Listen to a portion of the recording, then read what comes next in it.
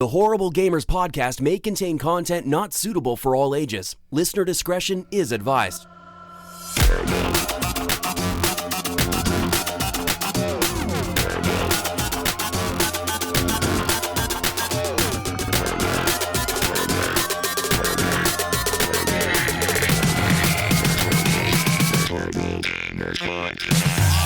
Welcome, ladies and gentlemen, to Horrible Gamers Podcast, show number 303, being recorded on April the 19th, 2020. I am one of your hosts, Jesus, also known as Jesus Walks Out today. I'm joined by my friend from the West Coast, the best coast, Gunny Chief. Welcome back to the podcast, Gunny. Welcome.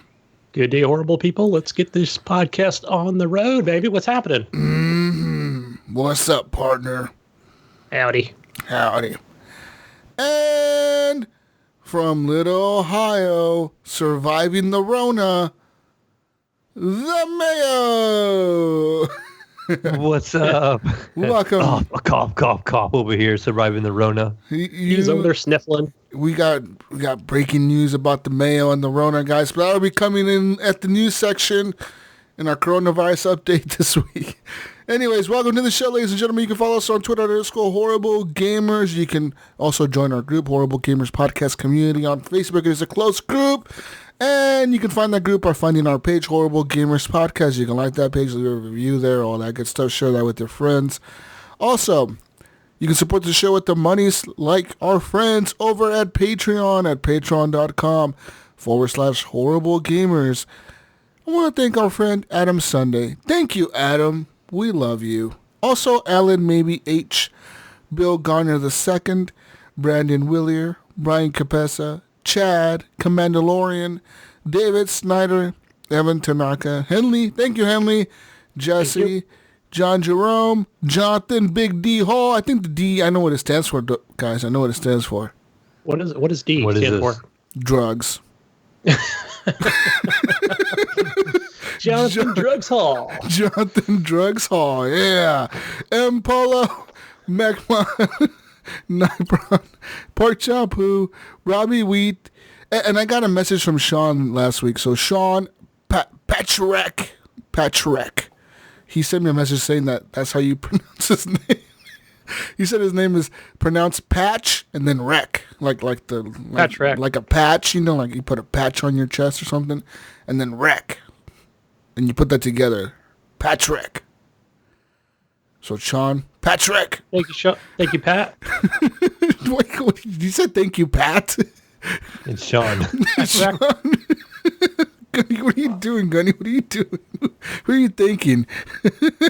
Shout out to the Mayo. Thank you, Mayo, Steve, and Sub-Vader and Vaderholic. Thank you guys for being Patreon machines. We love all of you. Vaderholic has a really cool voice. Have you guys ever talked to him? Oh, Vaderholic, yeah. You talk to him, he's like all British sounding. Yeah. Ooh. Hey, mate. Yeah, I played Borderlands with him. He sounds like a super British. He sounds like Mojo. I love it. I love the British voices. Woo! Thank you, Vaderholic, for playing. I think he played a few matches of Warzone with me the other day. This is the first time I ever played with him, I think. Maybe not. Yeah, I think he jumped in one of my games right when I was getting ready to log off. I was literally logging off for the night, and I'm like, it was like 3 a.m. or something for me, and I was literally just getting off, and he jumped in my party, and I'm like, oh, I'm sorry, dude, I need to go. Oh, that sucks. It's really late. Might be like 1 in the afternoon for him. Yeah, and a few times he's jumped into my games in Call of Duty like randomly, and we're not talking though because he just kind of jumps into the match, and I'll notice him in the scoreboard at the end of the match. I'm like, oh shit. Like the other day he jumped in and then we played a few matches and I think we ended up winning a few times. Anyways, thanks to all of you for supporting us with the money over at Patreon at patreon.com/Horrible Gamers. Shout out to all of you guys. And also you can head on over to Stitcher at stitcher.com/premium and sign up for a premium account, Mayo. With the premium account, you get access to ad-free listening, as well as exclusive content and stand-up comedy specials. And you get all of this, Gunny, all of this for $4.99 a month or $34.99 a year. That's a big savings, Gunny. That is. That's a big savings. You can pay like $60 a year or like half that almost. to get the full year. So why not just do that? Save yourself some money. Head on over to Stitcher.com/premium and use promo code HorribleGamers to save even more money by getting 1 free month added to your subscription using promo code HorribleGamers. All caps, no spaces. Head on over to Stitcher.com/premium. Use promo code HorribleGamers and get yourself 1 free month, whether you sign up for a monthly plan or a yearly plan. Go sign up right now, Gunny, and listen to some great content over at Stitcher. Thank you, Stitcher. Also, want to give a quick thank you to Redbubble. At Redbubble, you can buy our gear, Gunny. Go there. Go right now, Gunny. Just go right now. Redbubble. Redbubble.com. I'm going there myself. I'm going there myself, guys. Fuck this shit. I'm going there myself. What are we buying? I'm buying. Go to Redbubble. I'm buying a shirt. A shirt. I think. I don't know. I'm buying something, guys. What do you think I should buy? There is the. I think he needs the block. I think you need the acrylic block. Yeah. All right. Acrylic block. Or what else? What else should I buy? There's an acrylic block. There's a shower curtain. A fucking shower curtain, guys. What else is there, Gunny? Let me see here. There is a. Checking now. I like the long sleeve shirt. You like the long sleeve shirt? Yeah. All right, we're going to buy that right now, Gunny. Right now. Anyways, you can head on over right now and get yourself all that stuff for the podcast. Sorry, I'm doing something over here, guys. I can't talk and type at the same time, guys. There is a toddler pullover hoodie. Oh, there is? There's a toddler pullover hoodie. Oh, my God. Ooh. Oh, my. So if you have children. Anyways, go buy some stuff, ladies and gentlemen. Go right now and get some stuff. Go. Anyways. Go now. Quick shout out. And a quick thing about Redbubble, guys. I'm going to add some more products to it. So, yeah. I think I'm going to add... They added like a new thing to it. They added a new... Something that was a new thing that they added to it. But they told me to like enable it. We got like first dibs to enable it. Because we've been there for a bit. They're like, you guys can enable this now. And I forgot what the fuck it was. It wasn't a shower curtain, was it? What the fuck was it? Well, I guess keep posted and we'll get it out here soon. Something. It was some fucking email for something. It was something. Where was it, Gunny? What was it? You know what? Is it the new bath mat that you can get? Yes, a bath something with the bath. Yeah, they're the bath mats that you can step on. Now you can step on HGP. Get out of the don't give Oh my God. Yeah. Anyways, just get on over there, people. Get yourself some stuff, and we'll be good. Anyways, and I'm actually lowering the prices on everything. Oh my, make even less money. Yeah, why not? Make less of a markup. Woo! All right. Anyways, ladies and gentlemen. Thank you for supporting us. Go buy some gear. I even lower the prices for you live on the show because of the this is a coronavirus stimulus package from Jesus. Lowering the prices on Redbubble. What's up, There is Gunny? the HGP pillow. Do I buy one? But if I buy a second one, I get 15% off. Oh, there you go. Buy a second one. I can't just buy one for the couch. You got to have two. Yeah, minimum. One stupid pillow on the couch looks dumb. You got to have two to make it look even. Definitely. Anyways, shout out to Father and Twistix for the intro song to the podcast called Breakout. And shout out to Broke for Free Night Owl for their music for the outro of the podcast. Thank you to Ricky Alfaros for his music of the podcast. And thank you to MechMod for his music on the podcast as well.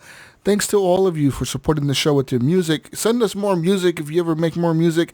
And if you, ladies and gentlemen at home, are listening, you're like, I make music too. Fuck these guys. I want my music on the podcast. Just make sure that it's your music, first of all. Don't send us music that's like licensed through somebody else or something that's not yours. Make sure you send us music that's yours or created by you or that you have the license right to share that music. Let us, have the right to share the music on the podcast, and we'll do it. And then send us like an MP3 track to our email at horriblegamerspodcast@gmail.com. And we will play your music on the show if it's appropriate. Something crazy like not appropriate, then we won't play it. But it's kind of hard to go at, like pretty much we'll play anything. We don't give a fuck, Gunny. We'll play it. We'll play it. We'll play. You heard what GF&G plays. Those guys don't give a fuck. We might as well just play whatever, Yeah. GF&G's playing some weird shit over there, Those guys don't give a fuck. We can do it some too, techno Gunny. jungle. Yeah. Techno jungle music. What the fuck? Anyways, let's get on talking about video games this week. Ladies and gentlemen, as you know, last week I bought a Nintendo Switch. I found a unicorn in the wild and I bought it. Oh. Guess what else I bought, Gunny? How are you enjoying that unicorn? But quite a bit, actually. I play like every day. I've been playing it every day. And I bought Animal Crossing with it. Of course. Oh, yeah. And dude, Animal Crossing is such a chill game, Gunny. It's such a chill fucking game. It's like the chillest game in the world. You can just do whatever. You do whatever the fuck you want. I am jelly that you guys are playing that because I watched a little bit of gameplay and I'm like, man, that looks like something. It's just because you guys know that I play a ton of City Skylines, so I'm always into that creative. Yeah. Collect a lot of things. That's what it is. Like, dude, I've been building my little island, and like right now we opened a museum up. I gave enough fossils to the little bird guy. I forget his fucking name, the little owl dude, and he opened a museum, and it looks tiny from the outside, but when you go in and do like that, like a whole exhibit for like all the dinosaur bones, and then they got a whole exhibit for all the fish on the island. Then they got like an insect fucking place where like they got all the butterflies and shit you catch and bugs you catch, and like it looks pretty legit. Like I thought it was gonna look like shit. But, like, it looks fucking cool. Like, the museum looks really fucking cool when you actually build the museum. It looks really fucking cool. The one thing that I don't like about the game is that it's all in real time. Like, literally real time. Like say you want to build a house.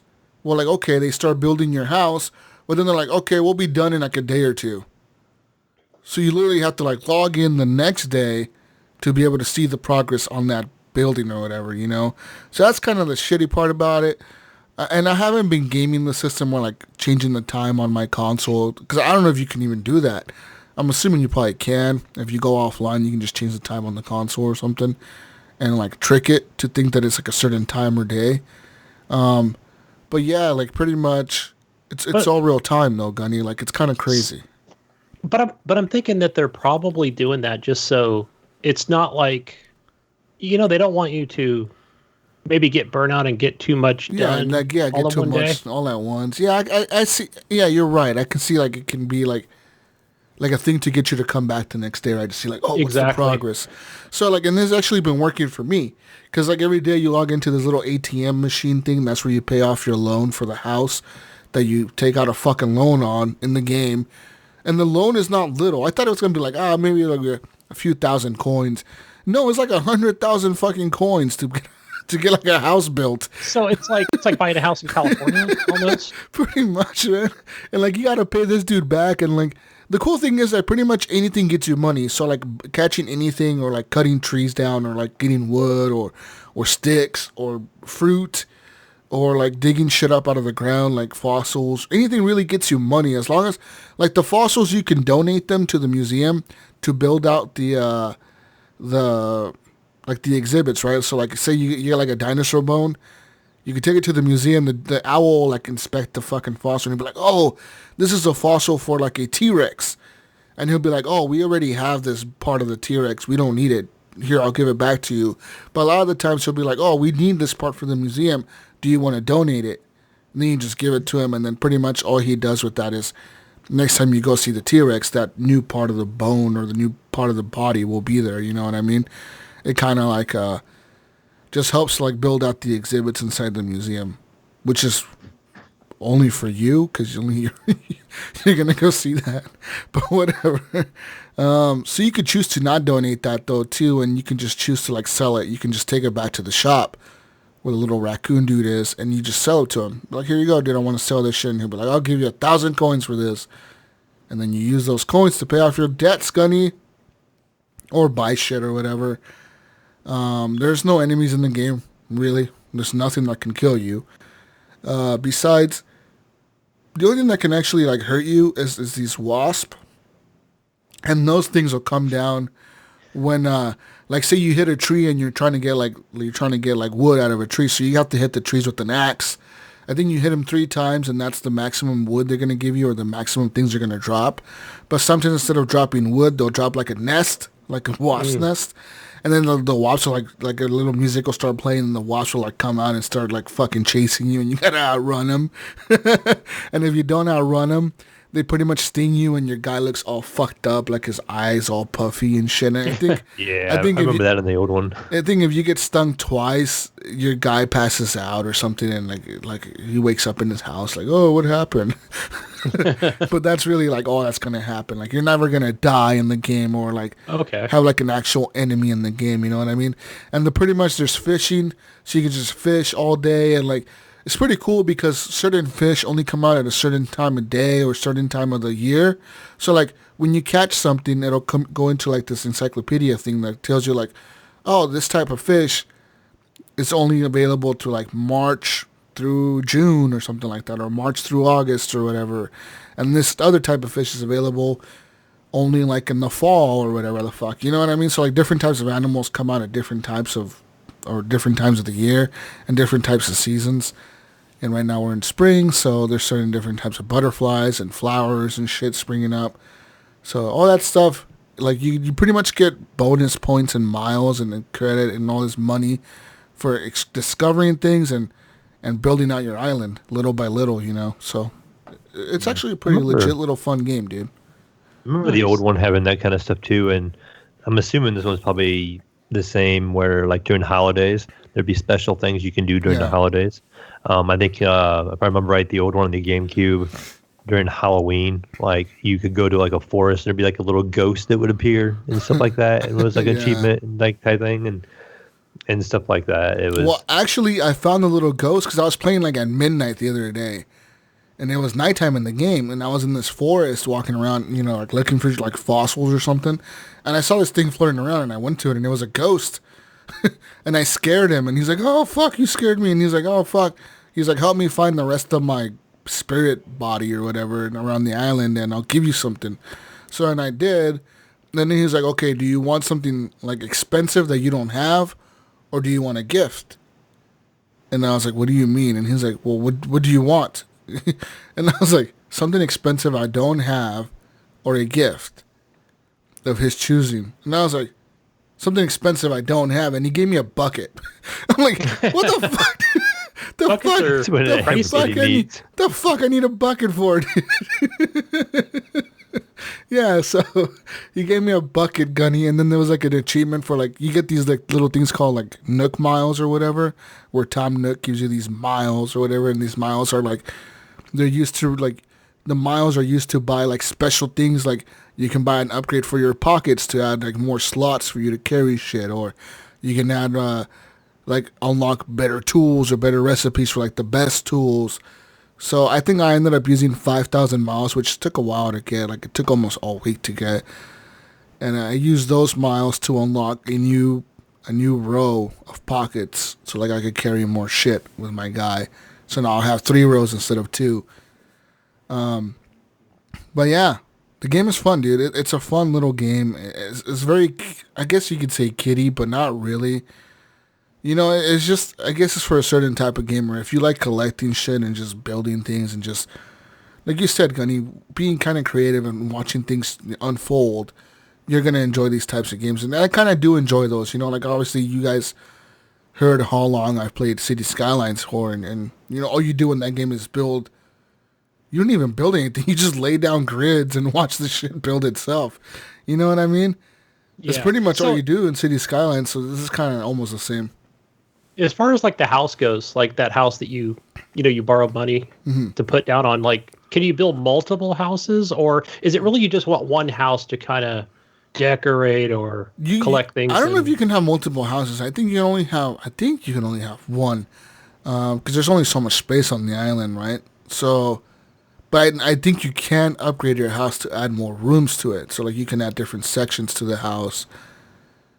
I think I haven't gotten there yet because I tried to talk to Tom Nook about it, and he was like, "Well, you should." He's like, "You should pay off your loan first, and then we'll talk about adding an upgrade to your house." So I'm wondering like if you can add like a second floor or like add a different area to the house and make it bigger or whatever the fuck. You know what I mean? Yeah. I'm assuming you can, because I've seen people I've seen videos where people have like these huge fucking houses, and I'm assuming they just added a bunch of rooms to it or something.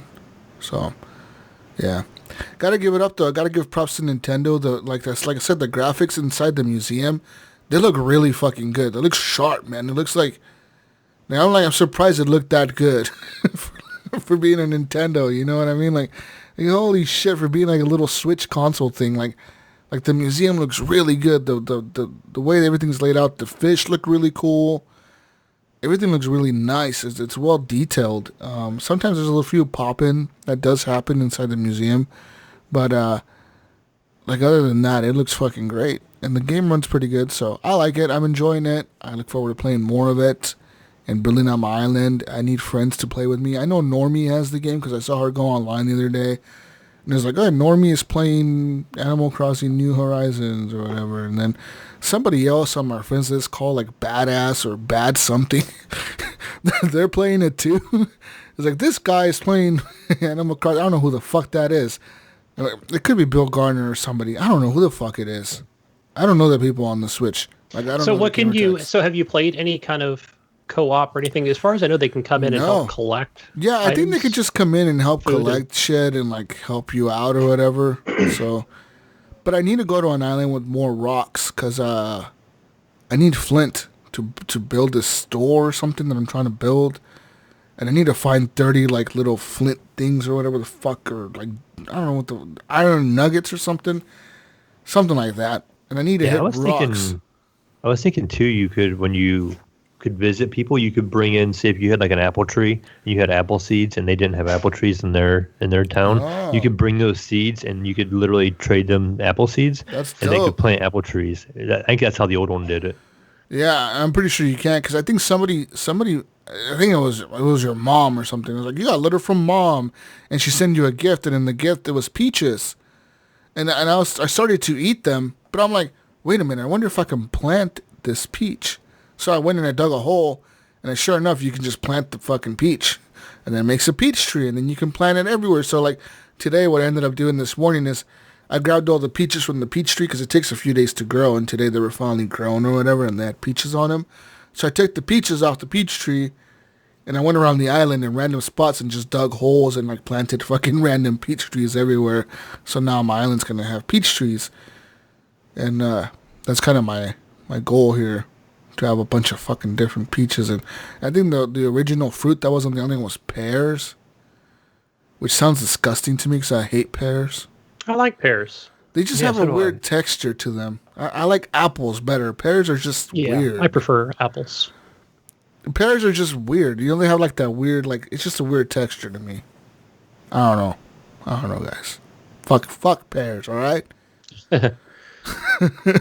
Apples and peaches. Anyways, other than that, on the Nintendo Switch, ladies and gentlemen, I played another game. I played Pokemon Sword.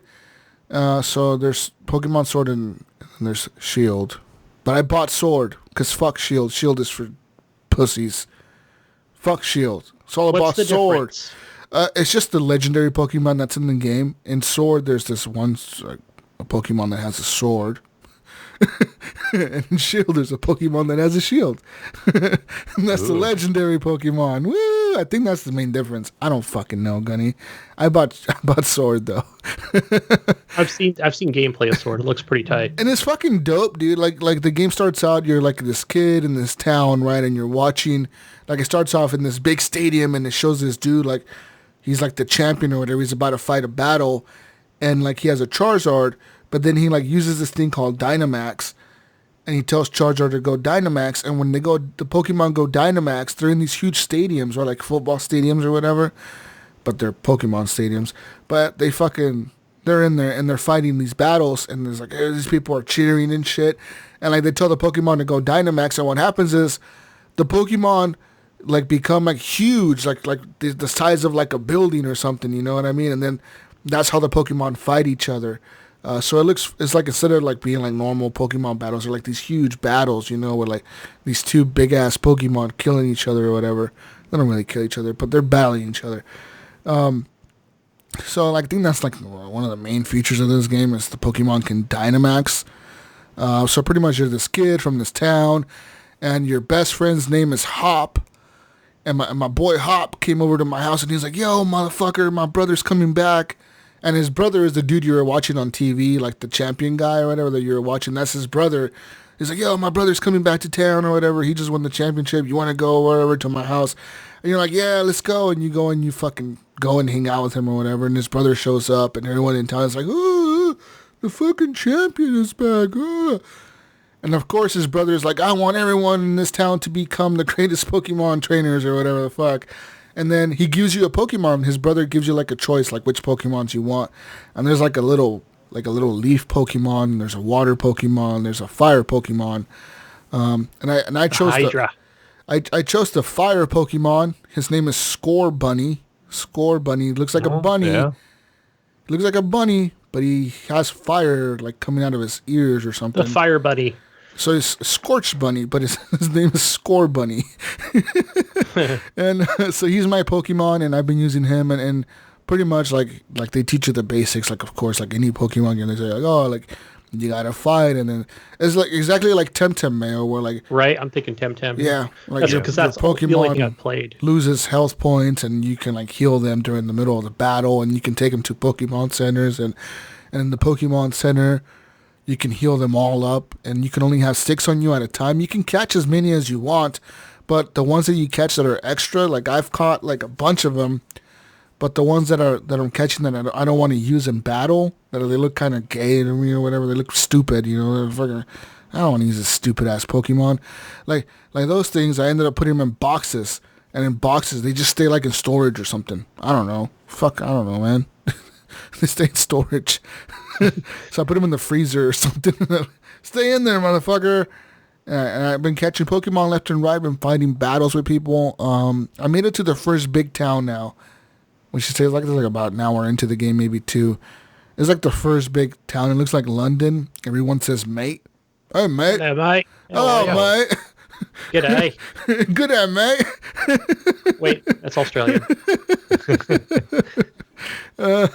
Everyone says mate, and there's a big clock in the town, so it looks like London to me. You know? Gunny's doing voice work over for Pokemon. That's the one weird thing Going to the Outback, mate. about Nintendo games. None of it is voiced. Like a lot of it is just you're reading text, and it's kind of annoying, but whatever. You get used to it after a bit. And pretty much the whole point of the story of this Pokemon world is that you live on this new island or this new world. That's like, I don't think it's ever been seen in Pokemon before, but it's like a new land or whatever. And your whole goal of the thing is to make your way to all the Pokemon gyms, fight your way to like the main stadium that you saw in the beginning where the dude was fighting. And I'm assuming at the end, you're going to have to fight that dude's brother and beat him, or you're going to have to fight your best friend. Because I think your best friend, Hop, becomes your rival. From in the beginning of the game, he's like, oh, we're going to become rivals or whatever the fuck because I want to be the best and you're going to want to be the best, so we're rivals now or whatever. And you guys are friends, but you guys are like rivals at the same time. You're trying to like beat each other to become the best Pokemon trainers. And that's the whole thing. Yeah. I think the visuals and everything look great on that.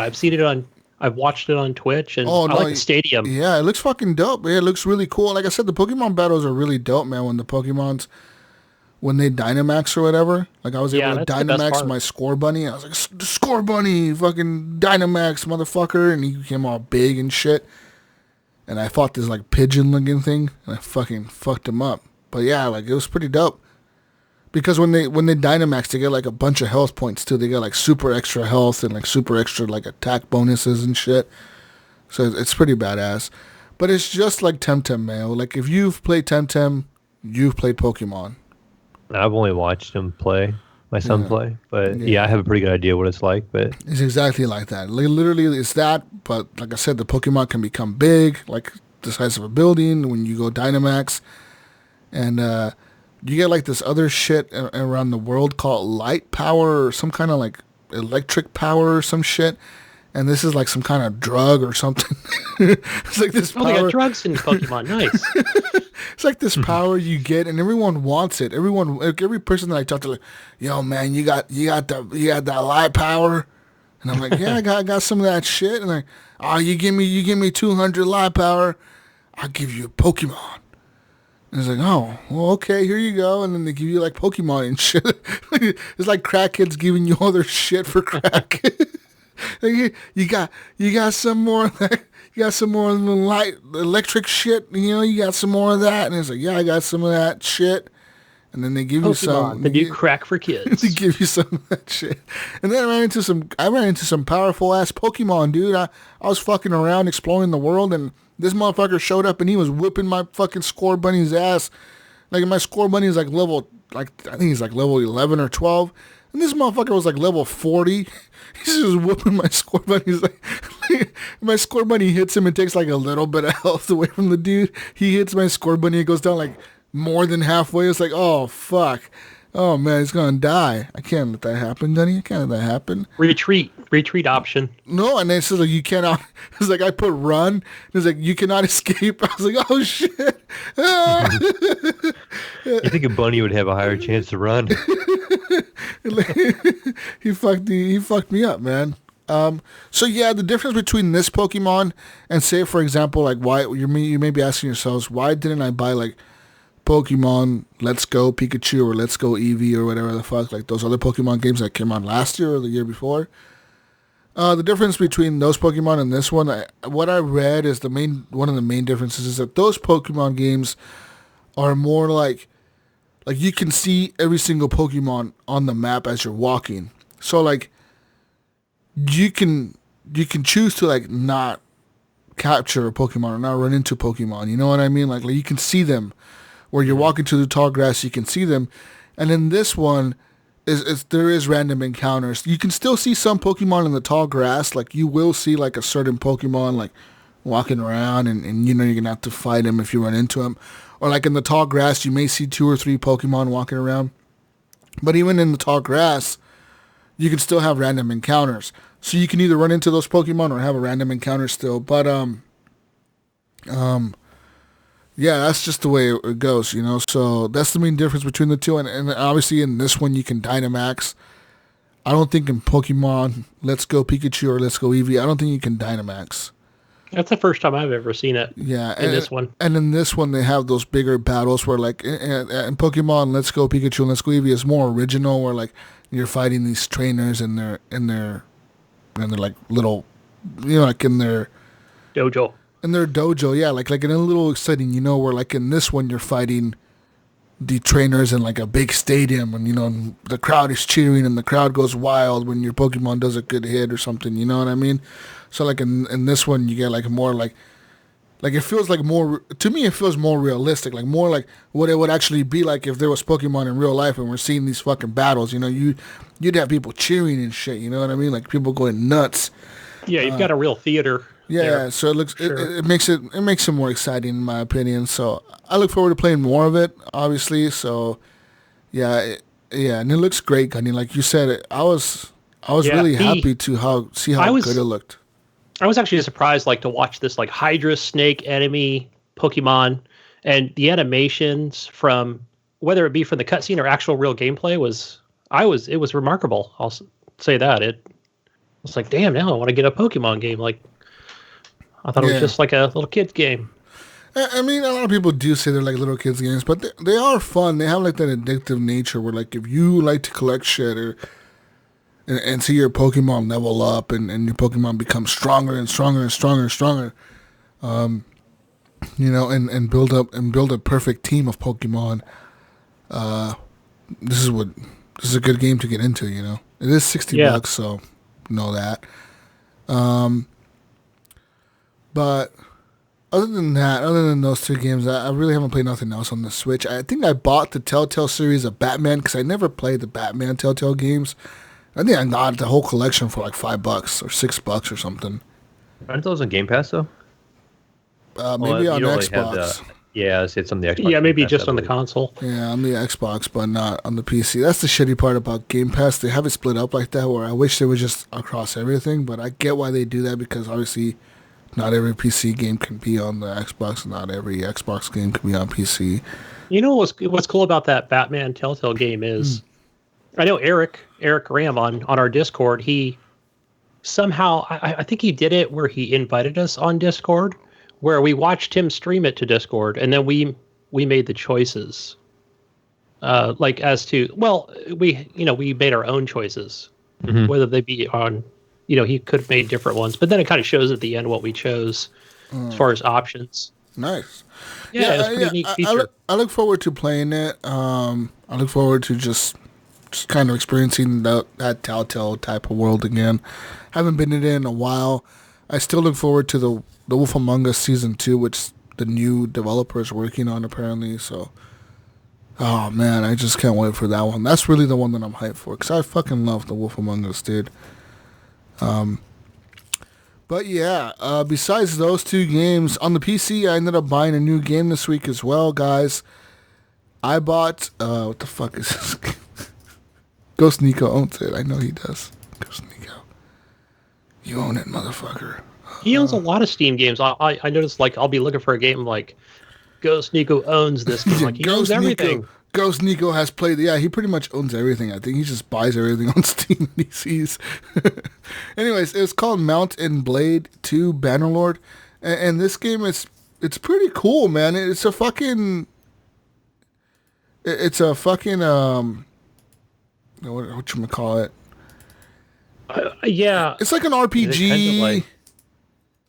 It's like an RPG. It's not RTS, is it? No, I watched a not little bit of it RTS. on Twitch. It's a lot like that other game that I played. That other one. What the fuck is it called? Like, the Total War game. Yes, like the Total War game, where like Yeah, I was thinking Total War. It looks like. pretty much in this one you start off as this dude, and like they tell you, they have you make a character. So like you make your character or whatever, you pick his hair, his fucking moose, and then you like pick his race, and then like it has 6 different options, and like it tells you like this group of people, they're known for like being nomadic, and they're really good horse riders, and like it gives you like a bonus for picking them, and it says like 10% to like horse riding skills or whatever. And then the other one's like, oh, these people are like proud warriors. They're like they don't bend the knee to nobody. They're like fucking like just a bunch of fucking clans fighting, but they all will unite together to like fight a common enemy. And there's like, and it gives you like a 10% bonus to like whatever the fuck for them or whatever. And it has like 6 different ones. I ended up picking the one that was like, I think it said they were the Empire. And it said like, even though the Empire is kind of crumbling, it still stands strong or whatever. Like just because the king or the lord or the emperor was assassinated doesn't mean that the empire has fallen or whatever. And it pretty much like you start off as your parents were part of like this empire thing or whatever. Your dad was like a guard, and like it lets you pick the background of your parents. Like, oh, was your parent was like a hippie, or your parent was a fucking guard, or your parent was an artist, or your parent was this or that. And each one gives you like a different ability to like if you say your dad was a guard, and it says like, oh, your dad helped train you in swordsmanship, so like you have a little bit better stats on your swordsmanship or whatever the fuck, and all that type of different shit, right? So once you pick all that, you go to a tutorial phase where like you learn how to ride a horse and how to fight with the sword, and it's very simple. It's nothing like Mordhau. You know, Mordhau, the sword fighting can be very like difficult sometimes. Oh yeah, definitely. This is pretty much just click, click, click, and like the dude will kind of just like fucking swing the sword or whatever direction. You kind of do have a little. Kind of, you do have control of where, like, if you move right, the sword will swing to the right or to the left or whatever the fuck, or from the right or from the left, and then you just pretty much hold the right mouse button to use your shield or to block, and then you can dodge and all that type of shit. You can move to the side to dodge people's swings and all that, and pretty much you start off with the first town. You go to this town, which is the first town that I went to. I'm pretty sure it's the first town everyone goes to because it's the tutorial. But there's a dude there, and he's like, hey, like, and you're like, hey, I need troops. Like, I'm trying to build an army. Like, do you know anyone in town that can join me or whatever the fuck? And he's like, oh yeah. He's like, I have men. I'll give you men. He's like, but I need you to do me a favor first. And you're like, okay, what's the favor? And he's like, well, this group of like raiders or whatever, they captured our local town doctor that comes around every so often and heals people. And then we think they captured him because he hasn't been around in a few months, and we need him to come back. And they're like, how about you go rescue this doctor, and he has a chest with him or whatever, and this chest could be valuable, but we think that's why they took him. And how about I'll give you like a few men, and you go and they'll listen to you, and you go and like rescue this doctor. So then the map zooms out, and it shows like a top-down view of like the entire map, which is huge. The world it's fucking huge, and this game's in early access, and the world is, I'm telling you, like, it's fucking big. The map is big as fuck. And pretty much it shows like all the different castles around the map, and it shows like different flags for different factions. So like the southern fucking emperor owns this many castles or whatever, and these castles over here are owned by the northern lords or whatever. Then this one to the east is owned by the eastern fucking lords or whatever, and these guys over here, that's owned by nobody, but they like live kind of like, by themselves or whatever. Like no one fucks with them or whatever the fuck, So pretty much I went and I fought these raiders, and like when you start off, you kind of like, you have the top-down view on the map. You click on the raiders as you see them right around the map. You click on them and you see, like, it shows you like a little character, your horse guy going, and he fucking rides his horse over there, and he like, they get close together, and then it goes boom, like it goes, you're into battle now. And it says, do you want to fight in the battle, or do you just want to send your troops? And I was like, no, fuck that, I want to fight. So you put fight, and then sure enough, like, it'll load into the thing, and you're in the fucking world. And then you can command your troops to like stand and hold the line, or like you can be like, move forward or march forward, and you can like have them march forward like slowly, and they'll like start walking forward with their shields up and their spears or whatever, and like they'll like march forward in a line. Or you can have them just fucking run, like charge, like fucking just charge, motherfucker. And I had them charge at these dudes, and my guys were all on horses, right? So they fucking charge these guys, and they aren't all the other enemies, they were on foot. Sure, these guys are running, and my dudes on horses just running. These just boom, they just fucking hit him with fucking swords and spears and shit. And then I fucking get on my horse and I'm fucking stabbing these dudes with the spear. And it's fucking sick, dude. Like, you fucking kill them, and then when you kill them or you defeat them in battle, or you kill so many of them, they eventually surrender. And when they surrender, it says like, oh, you won the battle, or you killed them all, or whatever. Like, and then at the end it says like, do you want to take any of them prisoner? And you can take some of them prisoner, and then you can steal their gear and like equip their gear. So that's how you get better gear. And pretty much, I ended up fighting this doctor dude. He gave me the chest, and when he gave me the chest, he's like, hey man, this chest has this thing that's like from like ancient times. But it's like it belonged to the emperor of whatever army or whatever. When he fought in the great battle and he died, this belonged to him. This was like his armor or his crown or something. It was something that the emperor had on him. And this dude found it. And he's like, don't tell nobody you have this, because if they find out you have this, they're going to try to take it from you. Especially if the emperor finds out you have it, he's going to try to steal it from you. Like just make sure you kind of find out more information about it and make sure it's the right thing that I think it is. And then you can sell it for a whole bunch of money and like build a big army if you have enough money, right? So I'm like, okay. So I went to like at night, and then it said like, okay, tutorial's over. You could do whatever the fuck you want now. Do whatever, like literally do whatever, like whatever. The world is your oyster, Gunny. So then I went to like this town. I recruited more troops. And I went to this castle, and in the castle, like it tells you, like you can just go into the town and walk around town and like meet people or whatever in the tavern.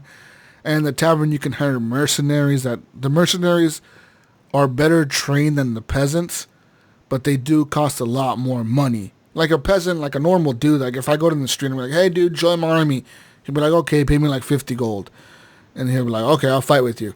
But if I go, how do you earn gold? by killing people and stealing their shit. But by like earning or like doing missions or like jobs for people. And like for example, like I went to a mercenary and I'm like, hey dude, join me. And he's like, okay. He's like, me and my men will join you, but we want like 1,000 gold. And he's like, dude, all I have is like 900 gold. And he's like, well, it's like I can't join you, does it? And it's like, well, okay, motherfucker, all right. And then you can go into the keep where like the Lord sits or whatever, like in the castle. You can be like, hey, let me in. And like eventually, like if people recognize you, like if you build a big enough army and start taking over territories, people will recognize you as Lord whatever the fuck you pick, right? Like Lord whatever of this house. And you'd be like, yeah, I'm the Lord of this fucking house. You better let me in. And they're like, all right, sorry, you're the Lord. Or we'll let you in. But like right now, I'm just this dude who has a few men with him. So like, they're like, who the fuck are you? I'm like, motherfucker, let me in. So I bribed the guards. All my money, like it cost me like 900 gold or 800 gold to bribe the guards. And I go in there, and the fucking king is not even in there. It's like, where the fuck is the Lord of this fucking place? And he's like, oh, he's not here. I'm like, where is he? We're like, I don't know. He's gone. We don't know where he is. And I'm like, motherfucker, I paid all this gold to meet this guy, and he's not even here. What the fuck? So then like you can go to like any castle anywhere, and sometimes like you'll be like riding around the map, and you'll run into like a group of soldiers, and you can either engage them and be like, fight with them, or like let them go by, and a lot of them. Or like be escorting convoys of like supplies to another keep or something, and all this crazy shit goes around. But like it's pretty cool how like when you're traveling in the main world, you just look top down, and then when you're traveling when you're in the city, you can like be walking around the city, just fucking walking around doing nothing. You can attack people, you can attack the guards, and I'm assuming they attack back or something. But yeah, this game seems very ambitious. It's early access. It's like $50 right now. It's because it's on like 10% off or $6 or $10 off or whatever for early access.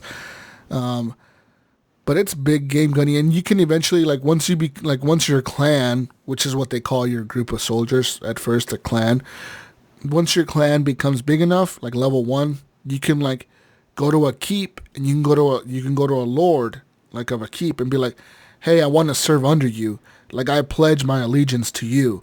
Like, if you need me to go to war for you, if you need me to fight for you, if somebody comes around here and fucks with your kingdom, I will defend your kingdom if you call upon me. And then if your clan becomes level 2, you can be like, me and my men, and all my men will listen to me, and we will all fight for you. Like at first it's only you fighting for him, and then if you like level up your group big enough and you level them up enough, your men will become more loyal, and they'll be like, all right, me and all my men will fight for you. Like we'll fucking fight in the war or whatever the fuck comes up. So that's pretty cool. And there's like, it seems to me like, and then as the game is playing, even if you zoom out of the map, like on the bottom left corner, it'll say like Lord whatever captured this lord or whatever and took him prisoner. And like there's actual like real time in the game. There's like wars going on and different things going on. It'll be like, these group of raiders captured this convoy or whatever, and now this lord is at war with this raider or whatever, and different things are going on, you know what I mean? And so yeah, that's how it works out, Gunny. And it's pretty cool because when I finally found the doctor and I was fighting all the raiders, right, I was able to sneak in their camp. So I was killing them like one by one, kind of. So me and my men were like, me and like 8 dudes were in their camp, and we were just killing them one by one. So we were like fucking slaughtering these dudes. But then when we got to the main guy at the end, he like came out with like all his bodyguards. Like he had like 6 dudes with him. And he was like, what the fuck's going on out here? Where's all my men? And we're like, they're all fucking dead. And he's like, all right, motherfucker. He's like, you killed all my men. He's like, how about me and you fight? And then you can be like, 1v1? Yeah, and you can either choose to be like, all right, I'll duel you. Or you could be like, I don't fight slaves. Fuck you. I have my men with me. So like at first I dueled him, Gunny, and he fucking whooped my ass. He like fucking whooped my ass, like 3-hit combo my ass and fucking killed me. So now I have to redo this whole thing. And then I duel him again. I'm like, all right, this time I got it. This time I got to block. I got to dodge. Nope. He whooped my ass again, Gunny. Experienced. And then the third time, motherfucker, fooled me once, Shame on me. Fool me twice. Whatever. Can't be fooled again, Gunny. Because you know what? Third time I came in that motherfucker, I had my men slaughter everyone. I was like, attack! Case mode activated. And all my men charged forward, and they all came out. They all pulled out their swords, and it was like some some Game of Thrones fucking type shit. Where like I had all my men pull out their swords and everyone attack, motherfucker, and they all attacked them, and they all killed them. It's like 7 dudes stabbing one guy. They fucked him up. but something yeah. you would recommend over something like a Total War? I mean, as far as if you were to compare the two, I think it's Total War 2. Like it was one, right? I actually do like this more than Total War because Total War is kind of the same. It's the same concept almost, where you got the top-down world, you got the empires, and you got all this diplomatic shit going on. But in this one, when you're doing diplomacy and when you're talking to people, you're actually like in the world. You're in the castle. You're in front of the Lord. You're talking to him. You know what I mean? Whereas in Total War, it's all like dialogue-based reading, and you got to read everything. But in this one, there's actually like voice act. There's some voice acting, but a lot of it is in front of an actual character. You know what I mean? Like, you know who this character is. You see them. You recognize them or whatever. So that's kind of pretty cool that they did that in this game. It reminds me kind of like a Kingdom Come Deliverance, but not. It's not as open world and it's not as RPG-ish as that, but it is kind of RPG because your stats do level up. Like those few I fought 3 or 4 battles before I went to that castle, but in those 3 or 4 battles, since my guy was on a horse, his like horse riding skill went up a little bit, and like his spear skill went up a little bit. His one-handed sword, whatever, went up a little bit. Okay, it does have that. So it does have that. Like if you're fighting in a battle and you can just choose to stand back. You could just send I was your wondering guys about forward. that. If you could just stand back there instead of being on your horse and in the middle of the. Yeah, you can just battle. you can even sit on your horse in the back of the battle and just watch your men fight and keep sending men forward until they all die, or you can even choose to retreat in the middle of a battle. You can you have different commands for your soldiers. You can have them form up in certain formations.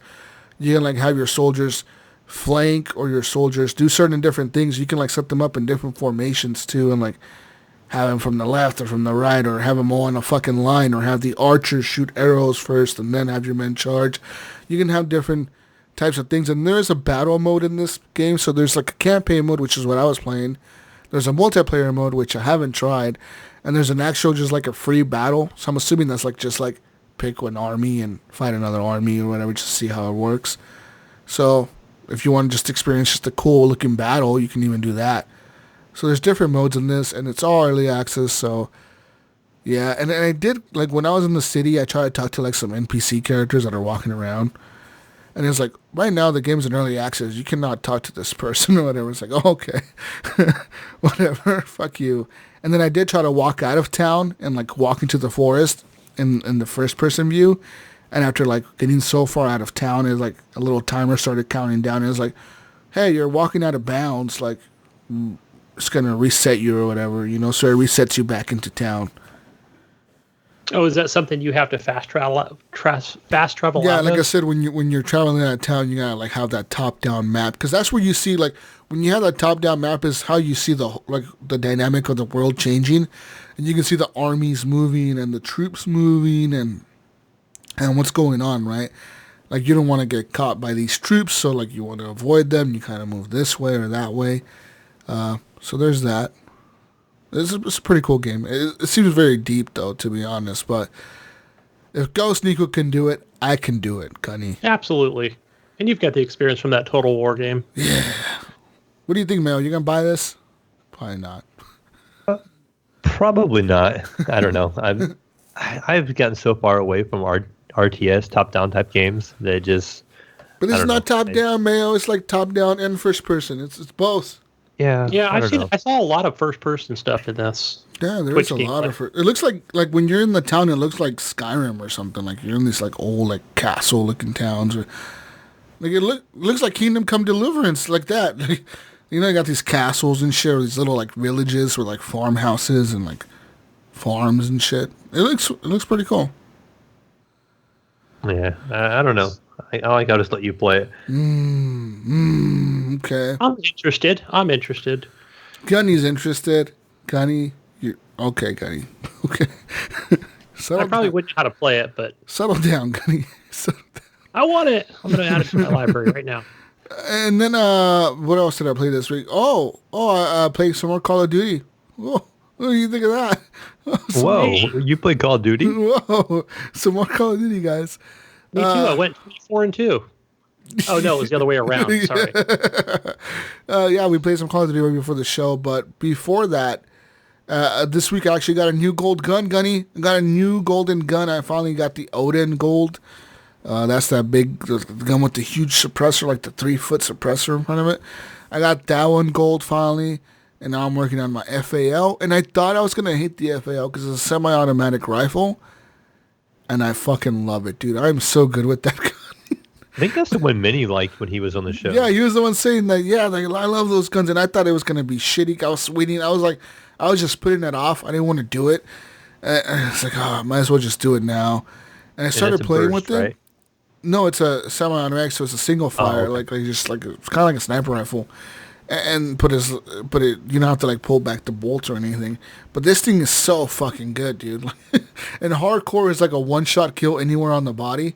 So I'm just like fucking shooting these dudes once, and they're just fucking dropping, and like it's just so quick to acquire people. But when you're targeting, it's just like boom, boom, boom, boom, and it's so accurate of a gun because there's no. I mean, there's a little bit of recoil, but it's not. I was shot by that a couple times today. There's not a lot of. The recoil is not bad because it's single fire, so like you can just control the recoil. You know what I mean? So it's super accurate, and I look forward to getting it gold. I'm halfway through getting it gold right now. I need like a few more camos to unlock, so I can start doing those challenges. But right now I'm working on the no attachment challenge, so I gotta get 100 and something kills with no attachments. I hate that one the most, but I have to do it, so whatever. I look forward that one sounds like a pain. Yeah, I look forward to getting it gold though. And I realized that I do really good with the night vision scope. There's like a night vision scope where like everything's green on the scope, but like the enemy's highlighting like yellow. So like they're super visible. But if they have a certain, I think the perk is called, I don't know if it's cold-blooded. I think it's either cold-blooded or ghost. If they have that on, and they like you cannot see them, like they don't highlight in yellow, like it's like a shadowy silhouette. You know, they don't look like, it doesn't highlight in yellow, like you don't see their body temperature or whatever if they have that perk on. So sometimes it's really hard when like somebody's really far away and they're just hiding in the corner and I don't catch them in that scope. They just shoot me because they're like, oh fuck, I didn't see them. But other than that, the game is good, man. Oh man, Gunny. I downloaded it on the Blizzard app, so I can play it with mouse and keyboard. Oh, yeah. I'm having a blast with it, man. Call of Duty is the shit. Warzone. What else? Yeah, I saw, I did see you playing a little pinball effects on the old Switch. Oh, I was playing, the new Switch. I was playing, some pinball effects today on the Switch, and that's a fun little game. I can't use the triggers there's too much of a delay in the trigger. When I press the triggers, it takes too long for the little flippers to flip. So you have to use the bumper buttons. I didn't know that until right now, but the bumpers are better than the triggers. Anyways, I'm done. Mayo looks tired already. Mm-hmm. No, I'm just. Mayo's he's a little off today because he's been off of work due to some outbreak. Due to some Rona. Yeah. Trying to be kind of muted a little bit here. Once in a while too is we recorded over time today, and I have some kids in the background that are trying to be a little extra noisy. Tell them kids to shut up, Mayo. Tell them kids to shut their mouths and to go upstairs. Kids and cats and doors opening and doors closing and all kinds of things going on. Now he's going to wrestle some kids. What's he doing? Oh shit, Mayo just threw out all his kids out the door. Yeah. People are trying to get in and windows are opening and see stuff like that. Yeah. What the fuck, Mayo? What the fuck? Busy household today. That's all I can say. Yeah. I see balls being thrown back there.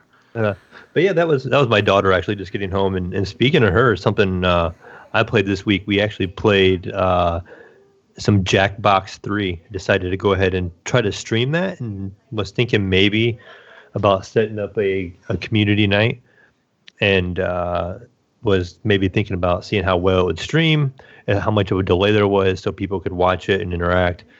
And so my daughter actually played with Pinpoint, myself, and my youngest son was playing with us. And so we streamed some Jackbox 3 for a little while. And some people actually I talk to don't know about this game. And Jackbox is like that easy little party game you can play as a group. And it doesn't require a PC. So we could get together pretty easy on Discord, within the community. And you just need a browser to log in. So you can log in on a phone. You could log in on a PC or a tablet or something like that. And you could basically do just different types of game modes. There's like a t-shirt drawing game mode. There is guess the percentages game mode. There is, I'm trying to think what else there was. A murder. It's like a murder game, but it's like different trivia. And if you get it wrong, they kill your little people. Oh, yeah. You try to fight your way out of it. And I'm trying to think what else there was. There was another one mode in there, but it's a lot of fun. And you can just play that as a group. And Pinpoint played with us, and he was enjoying it quite a bit. And he wanted to try to set up something too. He thought about maybe making like a banner for the Facebook group, and we set up a game night here coming up sometime soon. Yeah, is that the one where I came into Twitch and then I was just kind of doing my answers from there since I didn't log in the browser? Mm-hmm. I was a little late to join in that. Yeah, Gunny is a little late to join us. Yeah, I actually played some of that with Clint one time, and that's Vengeful Jedi. I played some with him, and it was actually pretty legit. And like there was a few times where he gave me the control of the game. He's like, "All right, Jesus, you're gonna run the game," and then boom, like he gave me control, and I was on my phone. I'm like, "What the fuck?" He's like, he does stream that periodically. He's like, you run the game now, and I'm like, what the fuck you mean I run the game? He's like, you're like the admin or something, and pretty much you can like run the game on your phone and just on your tablet or whatever, and just all you have to do is be logged into a browser and be watching the stream, and it fucking works. I mean, and then it'll be like, well, yeah, we were playing that murder game, and it's like, oh, like this fucking fact or whatever, like somebody needs to write something real quick, and then you gotta like write the answer. Yeah, there was one where like they'll ask you a question. If you get the question wrong, everybody gets it wrong, has to go into like a murder round, and you'll die if you lose the round. And so whoever gets it wrong and puts them against each other, and it'll say you have to solve as many math problems within this time limit. And so the person that loses is the person that dies. You have to get like trivia, right? Like, what the fuck? Or like it'll be like, if Sally had 3 apples and blah blah blah. Yeah. How many did Bob have?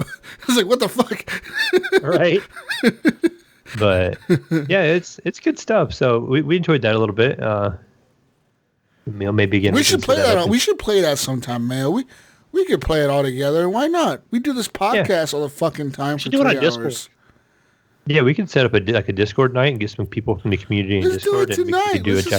Let's just fucking get on there, start streaming, and people will join eventually. Okay, yeah, we can do that. We can put a post up on Discord and do it tonight. Just be like, hey, let's do a fucking 2 hours of Jackbox on the fucking Discord. Join us.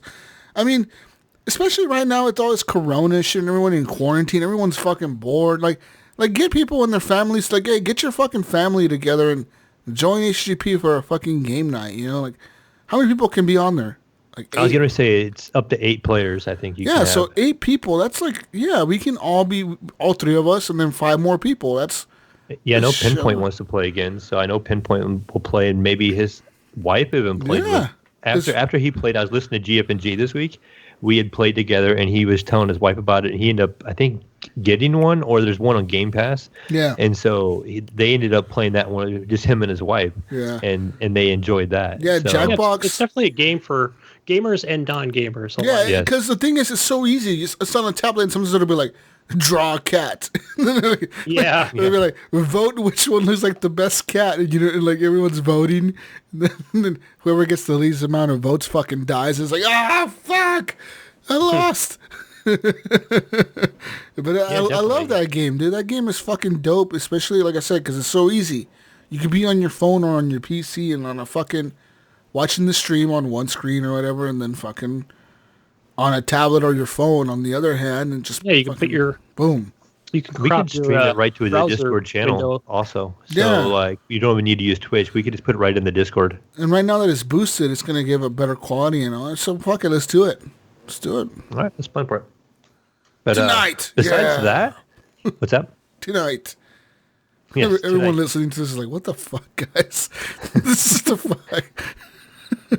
But yeah, besides that, I did play some Xbox. My new X I have.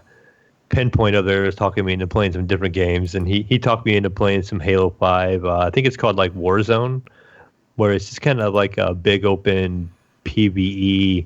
You go in there and you have a couple of objectives. They have like 4 objectives you have to do, and you just go in there and you just shoot, the computer controlled enemies, and you have to like kill so many of a certain enemy, or you have to kill like 4 bosses or something like that, and it's all within a time limit. So you just work with 7 other people, so it's a group of 8, and you go in there and you just try to kill as much as you can as fast as you can, basically.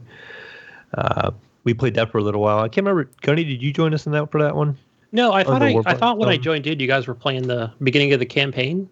Yeah, so then after that, once Gunny had joined us, we decided to play the campaign as 4-player co-op, and so we did a little bit of the campaign as a group. It was Pinpoint, Gunny, Johnny Don't, and myself, and so we was able to grind through that for a little while. And I think at one point in time we kind of all wiped in a spot, and so we decided to switch games. Gunny had to leave, and Pinpoint roped me into playing Jesus' favorite game, which is Gears of War 5, the Horde mode. That's when I came back. Oh, fuck, Yeah, so then Gunny came back. We played like 1 or 2 rounds of the Horde mode, and I never really played the Horde mode, so I didn't really know what I was doing, so I just let them guys build. I know Gunny was a builder, and I just was going to be the damage guy. I'm like, okay, I'll just pick a character that does damage and just shoot everything that moves, and that was my role, so it was pretty simple for me. But I don't know if Gunny has more to elaborate on the game or not, but... Well, just the fact that we played on baby mode each round of Gears of War Horde. And that was Pinpoint's doing, or your doing. That was not my doing. No. So that was Pinpoint, but because I told him, I'm like, if he puts it on difficult or extreme or whatever, I'm like, I'm gonna fucking quit, man. No, Gunny, you quit in a baby mode or a difficult mode or normal? like if you put it on insane difficulty or some shit. But I would have been down for like maybe like the second round being like medium or something. Like I would have been cool with that. And that like, was I just can bump say it up a little bit. I was really bad. My aiming was really bad with the controller. I'm still trying to get used to trying to aim with the thumbstick because I'm not very good at doing that yet. I'm so much more used to mouse and keyboard that my aim is so much worse with the controller. But we made that effort. Is Halo 5 not on? Yeah, I was just thinking if it was. Well, here's the thing, man. Could you hook up a mouse and keyboard to your Xbox? I've Yes, never you even can, tried it, but you can because my son does. He's hooked up to his mouse and keyboard. We have an extra mouse and keyboard here, and he has them hooked up, and he keeps them up in his room. He made a little desk up there, and so when he takes the Xbox to his room, he puts the mouse and keyboard onto it. But I think it's only certain games in particular that support mouse and keyboard, and I don't know what all those games are. So without having the list pulled up in front of me or anything like that, I don't know how much of it isn't. But he did say there is a little bit of a delay with the mouse, probably because it's used in some kind of emulation, probably. So he said there's a little bit of lag with the mouse. It's not quite as responsive as he would wish, but it does work, he said. I know he's done a little bit of Fortnite that way with mouse and keyboard on it. But like Jesus, I ended up started playing some Call of Duty this weekend. I had some time free, and I played a lot of Call of Duty over the weekend, and I was only like level 55 or something dumb like that, and I think I ended up at like level 75 in like a day or two. So I ended up playing quite a bit, but also taking advantage of that double XP for the weapons and your character and stuff too. So it's kind of gaining a lot of weapon levels and everything else from what I've been using, getting some unlocks for them. And That's pretty much everything for Call of Duty. And Jesus, I finally broke down and got the time to play Moss in VR. And this game is a pretty polished platformer in VR. Again, I think platformers look really good in VR. There's something neat about them, like looking down on the map as you can kind of see the area from above and controlling a character running around. It's really neat. It gives you like a neat perspective. It gives you that full 3D look and feel, like you're just really there looking down on top of it. And what Moss does really good is, I think, is letting you interact as like this big giant silent being looking down. So you control the mouse, and he has like a little sword, and he can slash and attack and stuff like that. But you can, as you're looking down, there's like puzzles you'll have to interact with. And so there's like a thing in the ground, and it has like a handle on it, and you'll have to reach down and grab it, and you pull it up out of the ground, and it makes like a platform. And that way you can make your little mouse character run up on this platform. But you can also grab it and spin it. So you have to like turn stuff certain ways to make it interact correctly to help solve the puzzles. And there's a lot of stuff like you got to pull these big blocks across the map for the little mouse so he can jump against certain gaps and cover certain ways. And that's pretty much the gist of the game so far. I mean, it has a little story. You're trying to track down your uncle because you had found a thing and he went to go investigate something. And so you're just trying to track him down. And so you leave the house and you kind of are following this little sprite thing. And he's telling you to go this way and you go that way. And you're going through this like marsh and you have to go through this old castle. And it has all these little puzzles and stuff you're trying to solve. And it was actually pretty addictive. Like I probably put 4 hours in it straight in VR. And I didn't even really want to quit, but I kind of had to get going at that point in time of the day. But then like a typical VR game, it seems like once I get away from it, it's not as easy to get back into it. And I know you said before, Jesus, is like, you don't play it for a while and you have it put up and you're like, oh, I should play VR. And then you put on the VR and you're like, why do I not play this? This is so cool. And so that's kind of the effect I had. I thought that it was really cool. That happens all the time. Every single time I play VR, I'm like, this is the best type of game I've ever played in my life. Wow, I'm in the game. And then I play like a few hours and I'm like, all right, this is tiring.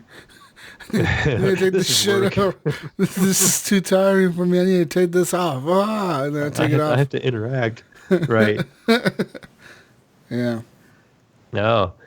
I think we might have lost a Gunny. I think. I got a message saying his internet went down, so. Gunny died. Oh. Gunny's got martial laws in effect in California now. Oh, no, Gunny. Poor Gunny. He'll be back. Oh, my God. Dude, I'm looking at... quickly. Oh, man. I got to talk about this later because I'm looking at pictures of something right now about saying it looks amazing, but we'll talk about it later. Well, it was bad timing for us to lose Gunny because that's pretty much what I've played. I can't think of anything else. I thought about playing again a little bit more Moss. Like I said, I was really enjoying it. I've been watching some streams of trying to get a Valorant key. We'll see what happens there. My son really wants to check it out since it's a lot like CSGO, and he's a big CSGO fan. So I'm going to go ahead and do that. Nice. I kind of want to check out Valorant, but at the same time, there's so many fucking games that I don't want to play a free game. You know, like... Right. Call of Duty is my shooter this year. Like, at this point, like, that's just it. Like, I don't want to deal with another shooter. I'm really hoping this fall... I don't know if it's going to happen or not at this point, but I'm hoping that this fall, we get a new Battlefield, and we get a modern Battlefield, man. Like... I know the PC community wants a new Battlefield, and I know that Battlefield, Battlefield 1, which is the World War one, BF1, that one was kind of well received, but then at the same time, people got tired of it, like I did. And then Battlefield 5, the World War II one, I mean, I played it for a bit, dude, and then I lost interest real quick. Like, on the PC, I didn't even buy it. Like, I think I played it maybe once on the PC because that's how lame like the World War II setting seems to me. Like I don't know, we've played so many World War II games that like it's like like we've seen everything in the World War II era. Like we've seen movies. Like we've seen movies. You know, I learned about it in school. We played it in the Medal of Honors. You know, like all this shit's been done. Like yes, you can do it again, but like unless somebody does it to like where it's super gory or like super realistic, it's not gonna be anything that we have not seen. You know what I mean? Like that's the only thing I can think of that somebody could do that'll make it to where everyone's like, oh shit, this is a fucking crazy game. It's like if somebody makes a game that's a World War II game that's super gory, just like fucking limbs being blown off and like crazy ray tracing and crazy graphics.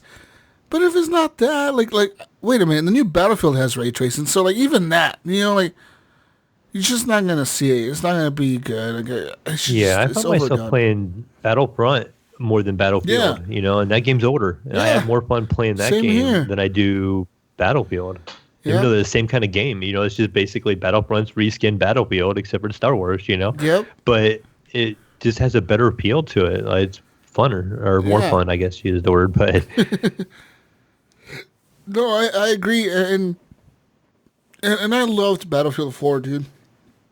Like, if you look at my playtime on 360 for Battlefield 3, and then you look at the playtime for Battlefield 4, it's ridiculous how many more hours I've had into those games than I had into Battlefield 1 and Battlefield 5 put together. So like I'm really fucking hoping that this year we get a new Battlefield. I don't know if we will though. With this whole Corona thing, and this doesn't end soon, I can see EA making some excuse like saying, "Oh, because of our quarantines or whatever, we couldn't get the game out in time or whatever the fuck." I haven't really heard much of anything about a Battlefield at all. And that's what I'm hoping. Like something happens where, like, come on, man, like we just get a crazy cool teaser this year, or like this summer, you know, like start dropping the info again. Like all you gotta do is put a teaser out and like release a cool looking trailer and be like, Battlefield, whatever, the Battlefield 6, and call it Modern Combat or something. I don't know, you know? We just need something modern and something cool. Like, make it where, like, America's fighting China or something, you know? Or, like, something cool, you know? Have fucking some badass fucking modern type combat game. Because I'm tired of, like, the old school shit, you know? And Call of Duty's cool, but Call of Duty will never be Battlefield. You know, like, as much as I love Call of Duty, if there was a Battlefield that was modern combat right now and looked as good as Call of Duty and had the destruction and the ray tracing and all that shit. Yeah, especially with like the destruction of the environment, you know, how the buildings just come tumbling down when you shoot, you know, running with the tank and stuff like that. Awesome. When you're like somebody's hiding in a building and you're like, fuck you, man. I'm running this tank through that fucking building. You know, you just there's no camping here. Yeah, you just drive the tank right through the whole building and just fucking run him over. Like, that's the best feeling ever when somebody's like, or like, for example, like say like, your team is pinned down and all of a sudden you roll up in a tank and you help your whole team out, you know, and then, you know, your whole team is able to push forward. Like, those are Battlefield moments that you could just never have in Call of Duty. I remember so many times playing Battlefield 4 where, like, you know, I'll be flying a jet or a helicopter and all of a sudden I see my team being pinned down by a tank and I just come through and fucking light up the tank and we just destroy them. And everyone's like, fuck yeah, everyone's all happy and shit because, you know, you helped them out, and shit like that is cool. Yeah, and it's cool how you can do the loadouts too, where you would have like a tank buster loadout, you know, because if you knew you had like a tank causing a problem or something like that, you could spawn with the tank buster loadout and you could go in there and you could take it out and you had like the rocket launcher or whatever, you know, or you could put like a sticky mines on it or whatever and blow it up. Hell yeah. So I loved all that shit, and I miss that. I miss the Call of Duty. I miss all those maps. I miss one of my favorite maps in Call of Duty was the Gulf of Oman. I fucking love that map, especially when the sandstorm came in.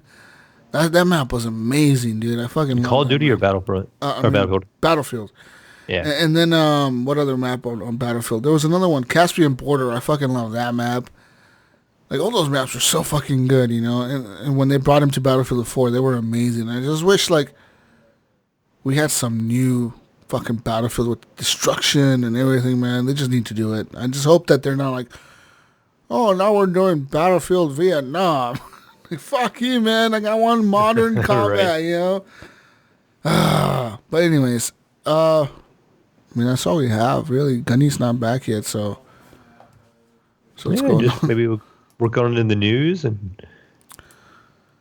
Oh, wait, Gunny's back online. Oh, no, it's not. It's show him online. Oh, he's still down. Internet's down for Gunny, ladies and gentlemen.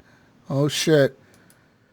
Well, it's news time. Let's get into That's how Gunny does it. breaking news, ladies and gentlemen. Breaking news. Mayo. We got some breaking news, Mayo. Coronavirus updates 2020.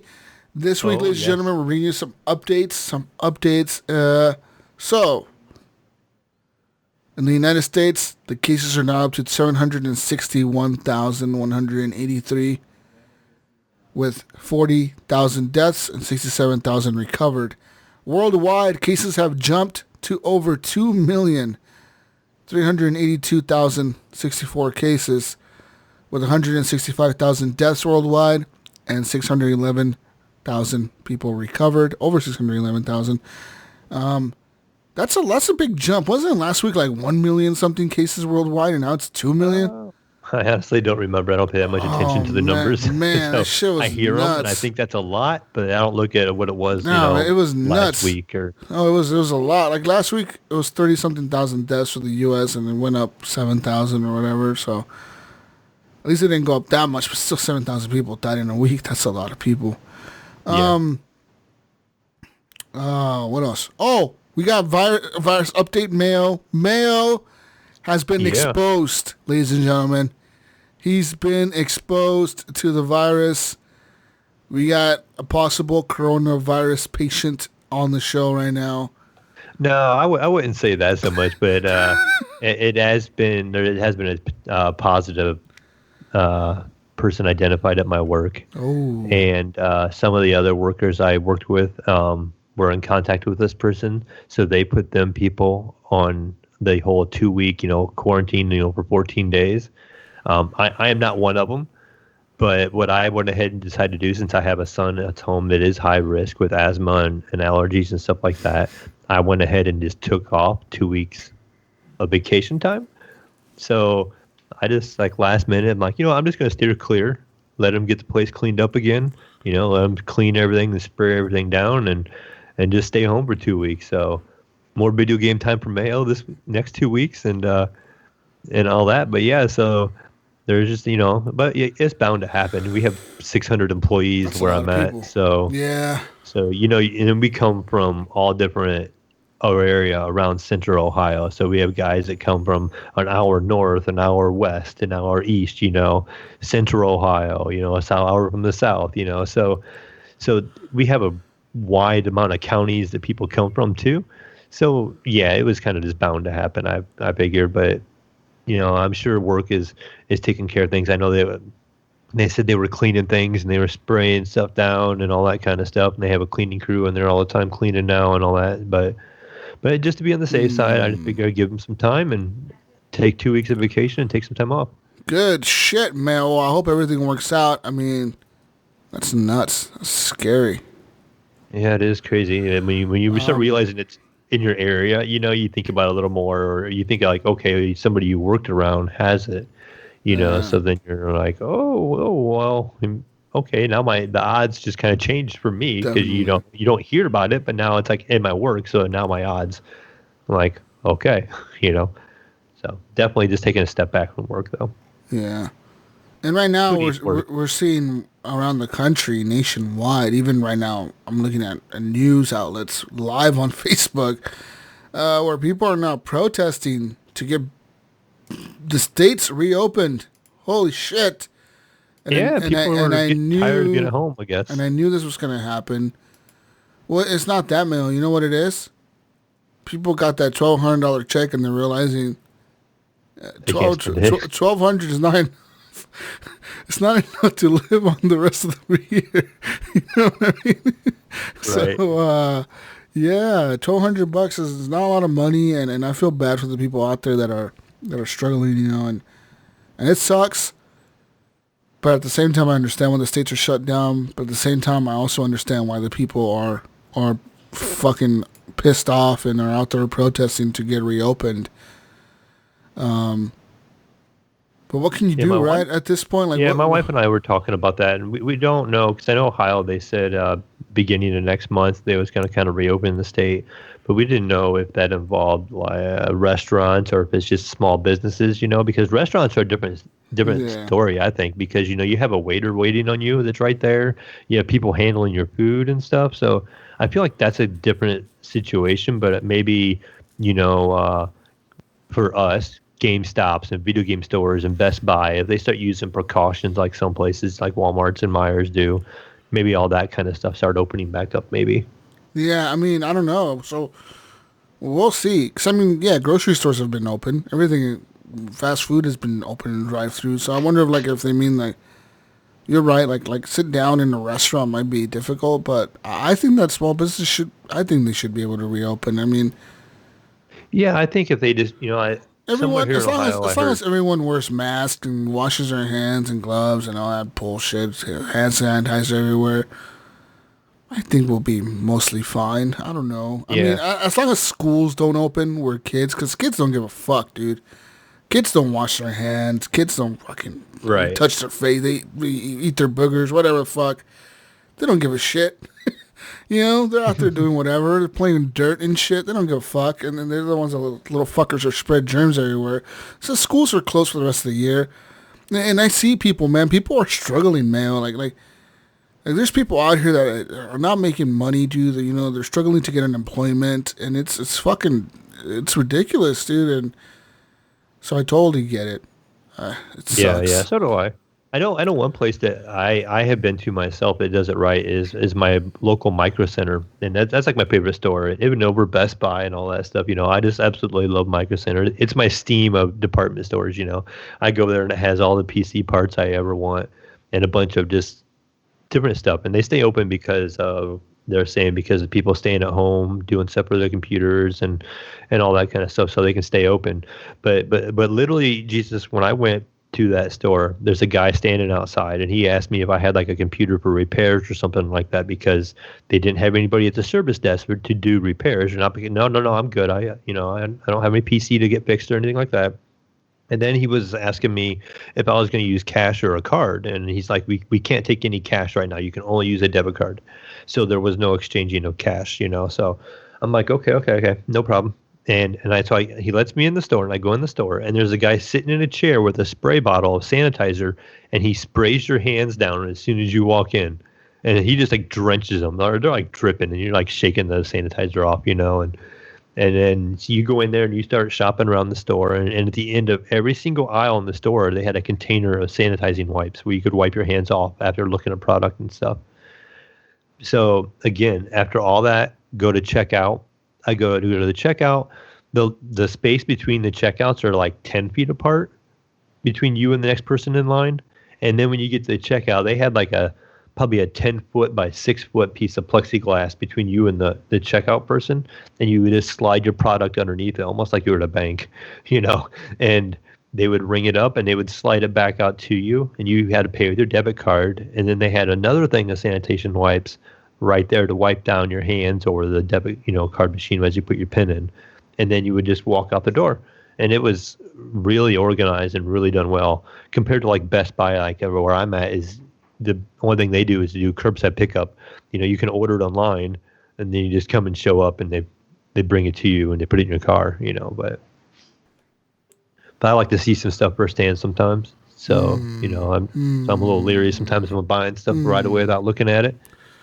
But yeah, we'll see what happens with all this shit going on, man. I mean, I hope that everything gets reopened soon, and I hope that things die down with this coronavirus bullshit. I mean. Yeah, because, the longer this shit stays closed or whatever, the more bad the economy's going to end up. And people are arguing about not paying rent and all that good stuff or whatever. Like, oh, we don't have to pay rent or anything, but they realize that, like, all that shit's going to catch up to them. Eventually, 4 months of rent is going to be due. And people are going to be, fucking realizing I cannot afford to pay 4 months of rent straight up, so they're gonna be screwed. And it's gonna happen. Yes, definitely. But yeah. Gunny, are you there? What's Hello? up, guys? We have you a hear Gunny me? coming back in. He's using What the fuck alternative are you measures over using, here. Gunny? What the fuck is going on? You look like a potato, Gunny. I know.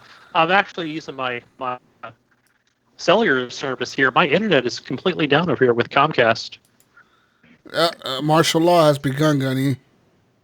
I'm telling you, they shut it down. The government came in. They must have parked a military vehicle close by. I probably sound funny to you guys right now, but yeah. You sound way Instead of using like different. You sound like shit, Gunny. What the fuck's going on over there? This is horrible, but it's still down. I've been trying to work on it. All right. Well, hopefully we don't lose you. Hopefully you don't cut out too badly here. Anyways, let's move on now. Talk about more news, I guess. Have you guys seen this? Some video game news. You guys seen this? Sony has now patented a new robotic companion for gaming. So, this apparently this new patent. Yeah, Gunny needs a friend. So this new patent is the latest Sony patent. Apparently, this gives you a companion. So pretty much this new companion, it's a virtual buddy that will live inside your console. And and apparently this companion will sit with you and watch you play video games. According to the patent, Sony's new robot is able to detect and respond to players as they play through a game, and they join in with happy feelings that come with completing a level or beating a boss, as well as sharing sadness with the player and the frustration of a loss. Also, I can already picture is Gunny playing Call of Duty, and then the robot just says uninstall. I'm shutting. You shouldn't play this. I'm shutting myself off. Fuck you, Gunny. I want to kill myself. it just knocks itself off the couch. I can't watch this. Throws itself off the couch. I will now uninstall myself. I want to reboot myself. I want to forget all this shit even happened. And please return me. Complete wipe of my memory right now. Just do it, Gunny. Just do it.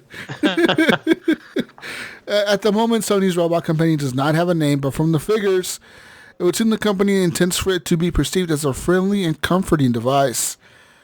However, some of the device's functions, such as being able to use a language recognition to determine the emotional state of its owner, can come off as slightly creepy. But this would not be the first time that fans have been worried about a new Sony technology, seeing as how many were concerned by the DualSense's features. What's the DualSense's features here? So let's look at this new DualSense feature people were worried about.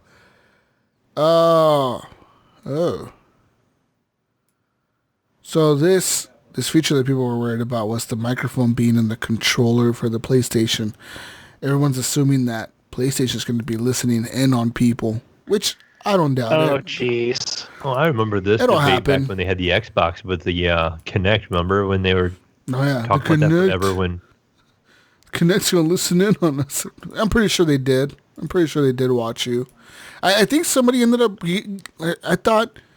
What was it? I saw a news article a few years ago. Was it a couple years ago or a year ago?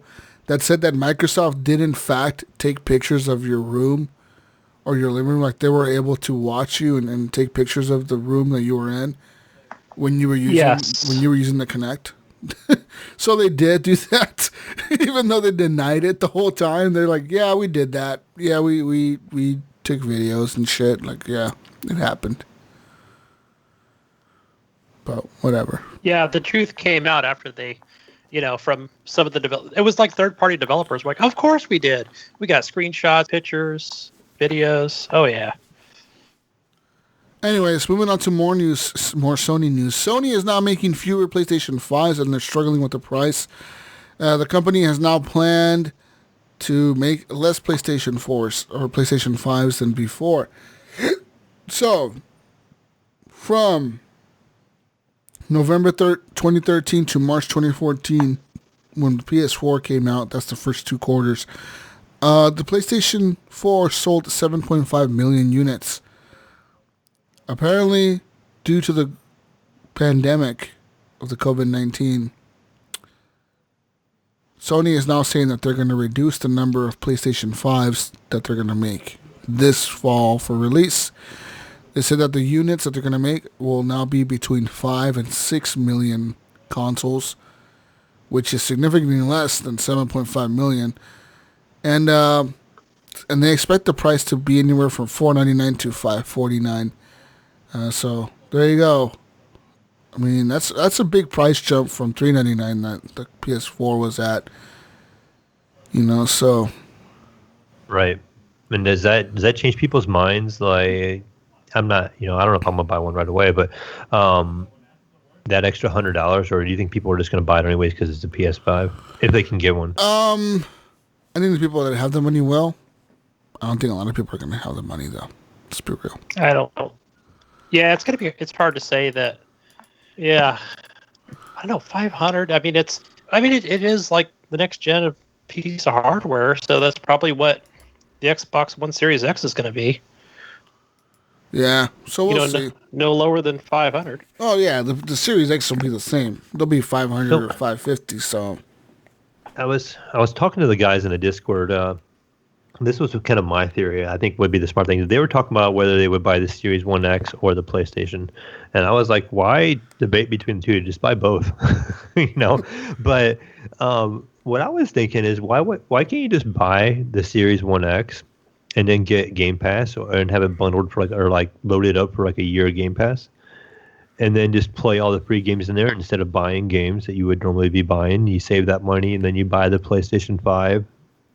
6 months down the road, and then you have both systems. Because not every game comes to Game Pass?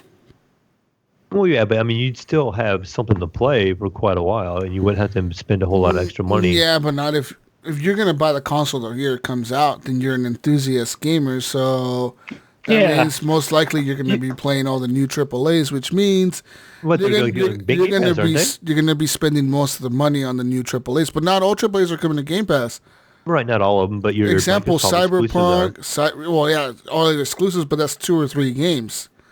Yeah. You're thinking of Cyberpunk coming out at $60. You're thinking of, for example, you buy Rainbow Six Quarantine, that's $60. You buy the new Assassin's Creed, that's $60. You buy the new whatever the fuck, $60. These games are going to be still coming out, so I don't think that's possible. Unless you're just that only works if you're like a casual gamer that wants the new console because you want the new console. Right. Yeah, that's just my line of thinking. And you're just a casual fucking gamer. Like, I game on my Xbox once a week, maybe once a month. Then yeah, that'll work. But if you're a gamer that games a lot and you buy a new console, you want it for the features and shit. You're gonna want the new games. So yeah, I don't see. I'm thinking of maybe some hardcore gamers who are loyal to the brand, such as the PS4, and let's say whatever percentage of those gamers are going to get the PS5, be able to actually get that day one or what have you. But there are going to be other ones that are going to be hating on PlayStation and I couldn't get a new one, but ultimately, yeah, they could probably just keep playing the same games on the PS4. They'll just unfortunately have to wait, for it to be available again. So now this can be a situation where this whole thing that Sony's only making 5 to 6 million consoles can really help out Microsoft. Absolutely. Microsoft has the money to make consoles and to manufacture them, but at the same time, this can also make Nintendo but PS4 or PS5 look like Nintendo in terms of rarity and value, where people are like, holy shit, that thing is so badass that it's sold out everywhere that I really want one. Yeah. And then you're going to have people wanting the PS5 more than the Xbox because you just simply cannot get one, where an Xbox you can just get anywhere. Like, I could just go to the store and buy an Xbox Series X. Fuck that shit. I don't want that piece of shit. I want the console that nobody can get, which is the PS5. It's kind of like the Nintendo Switch. You can't get one right now, and people want them. But you can't get them, and people still want them. And so like... But then again, thinking to November... But let's back up a little bit with Call of Duty, for example. As far as I know, they still have, the licensing rights PlayStation still does as far as like advertising and stuff like that. But then again, when the Xbox Series One X comes out, it's going to be promoting that Cyberpunk 2077, and that's going to help out a lot. Where even like people wanting PlayStations are going to be like, well, I can play Cyberpunk. They're just going to go ahead and probably just grab that Series X. I don't know. If they, especially if Microsoft makes it too easy for them to get it. No. Not if Sony tells people, oh, just wait. We will ship more units next month. People keep waiting and keep waiting and keep waiting. Yeah, and people will keep waiting and keep waiting, and they will save their money. They'll be like, no, fuck that. I ain't been wasting my money on an Xbox. I want the new PS5 because I want to play the new Last of Us on there.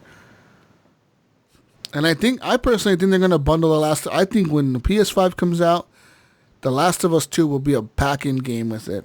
Because it's $560 or $550 or whatever the fuck it is. Why not give away The Last of Us 2 with it? Might as well, or it'll sell the console, dude. Gunny, mute yourself, motherfucker. Anyways. Muting.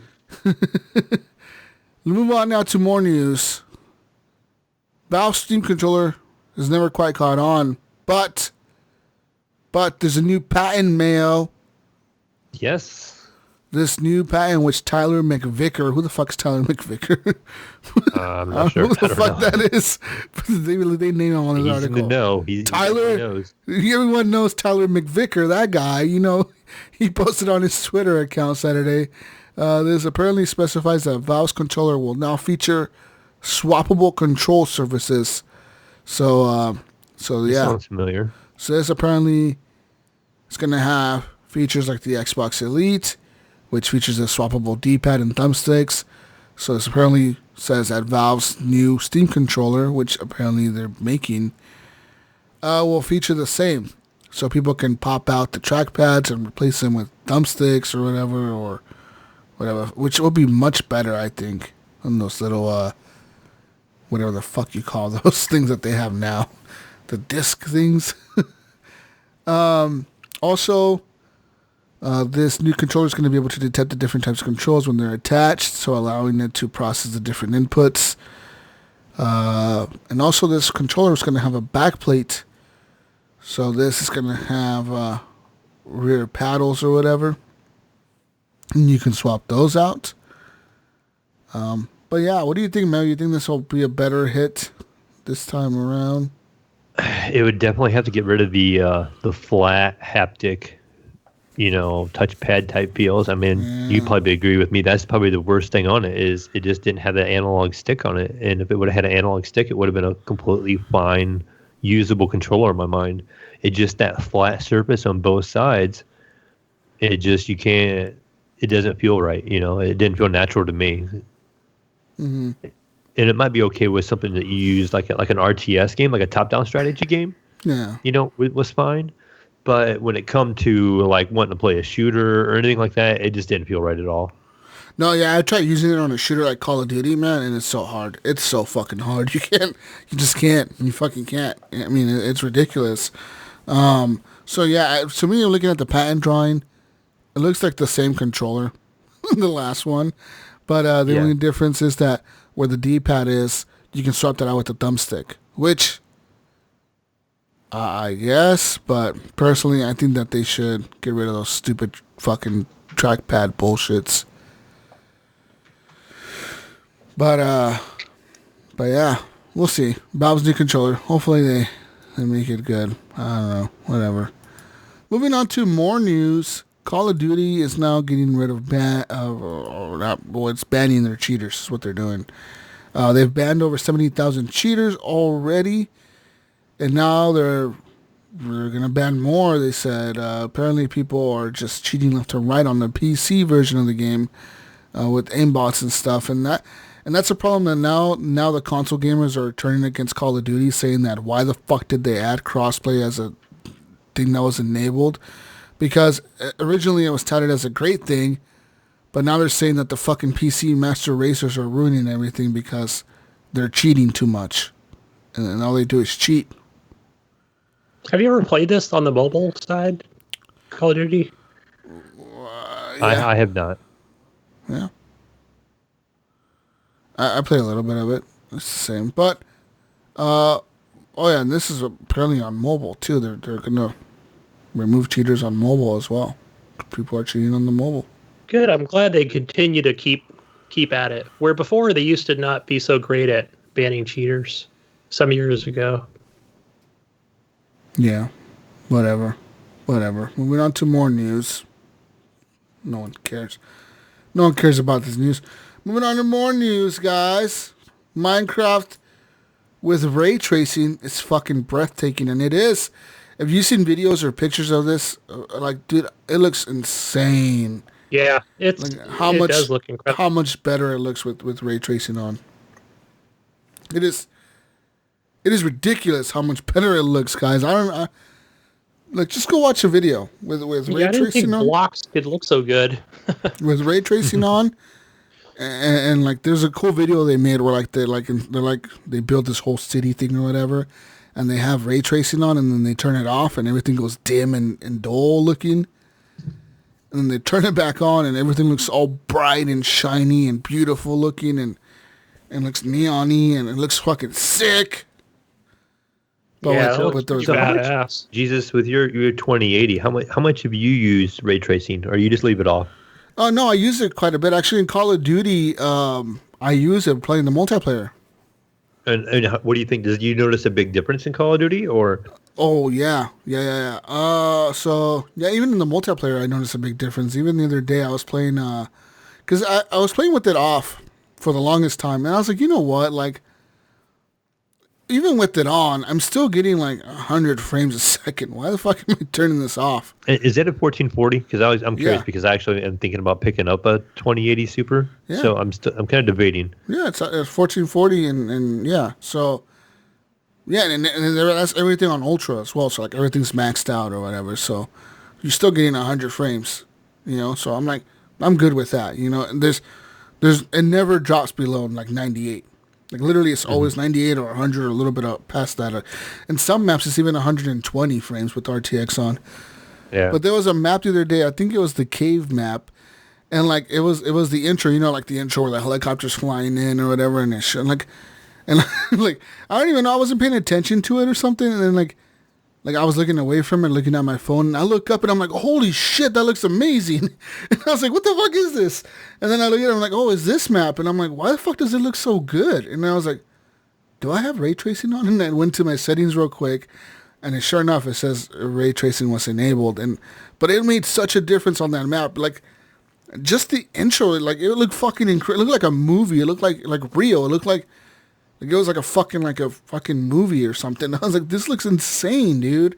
But yeah, the ray tracing, the lighting just looks more natural. It looks realistic. It has a natural bounce and shadows, and everything looks real. The lighting just looks real. You know what I mean? That's the main difference between ray tracing and ray tracing off. Mm-hmm. Is all the lights and the light sources lamps or the sun shining through a window. It's going to look more real when you have it on than where you have it off. Where you have it off, it looks fake, they draw the light on or something. It's fucking weird, But with it on, it's the game knows where the light is coming from, and it just naturally sources it through there or something. It's fucking weird. Nice. But I was even debating the other day. I was thinking, what should I buy another game that has ray tracing? I was even trying to Google what games have ray tracing, because I just want to buy. Have you gone back to Control and tried Control with ray tracing? I haven't gone back to it yet. I should really go back to it, huh? Even though it's indoors, it would still look pretty awesome. Yeah, tons of lighting in that game. I should go back to that game and check it out again. But yeah, I think another game that has it is Hitman. Another game that has it is Battlefield. There's a few other games that do have it where Metro. Metro, I've been thinking, should I go buy one of these games and just try to check it out and see what the fuck it's like? But or really, try go back to what was it? The Bethesda game, the shooter, Wolfenstein. Youngblood. Yeah, the Youngblood had ray tracing in the new one. Oh, I don't have that game. Yeah, I played a little bit of that yesterday.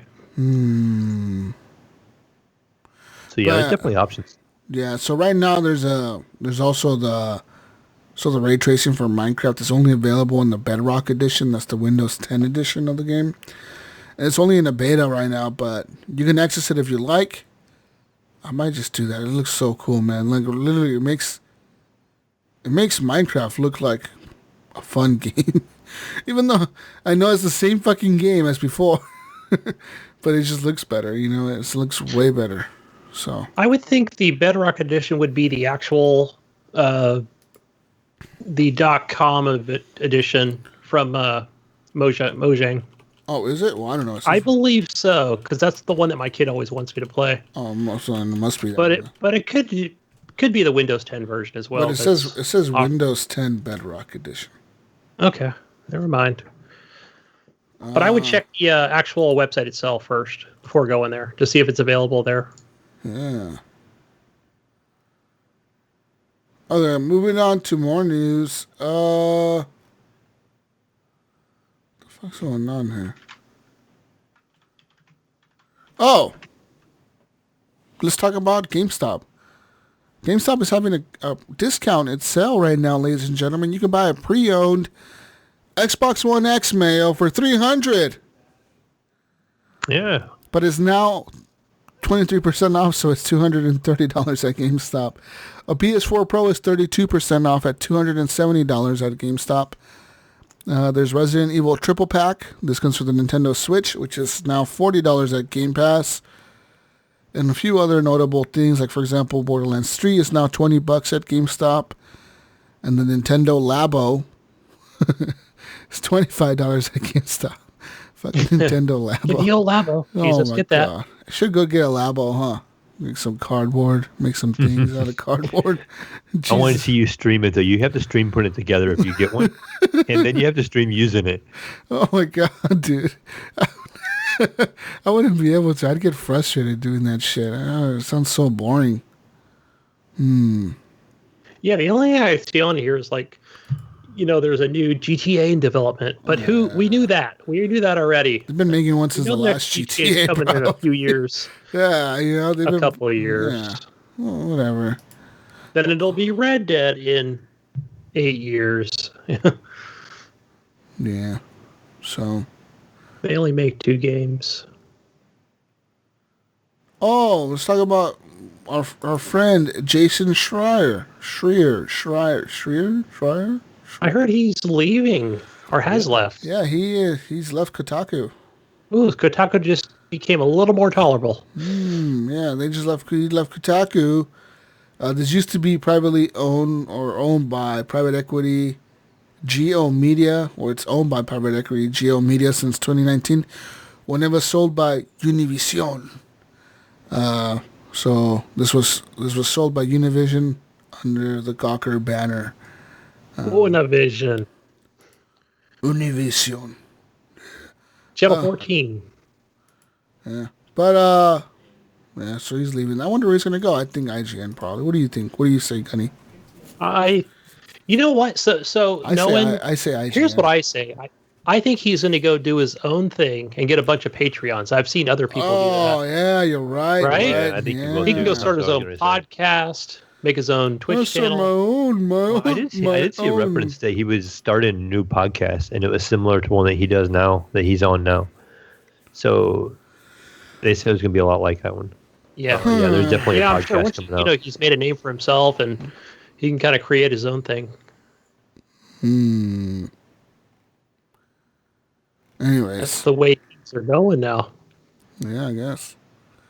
Everyone's just copying HGP and making Patreons and shit. Yeah, what's up with that? Why are they doing that? What the fuck, Gunny? Why is everyone copying us? I know.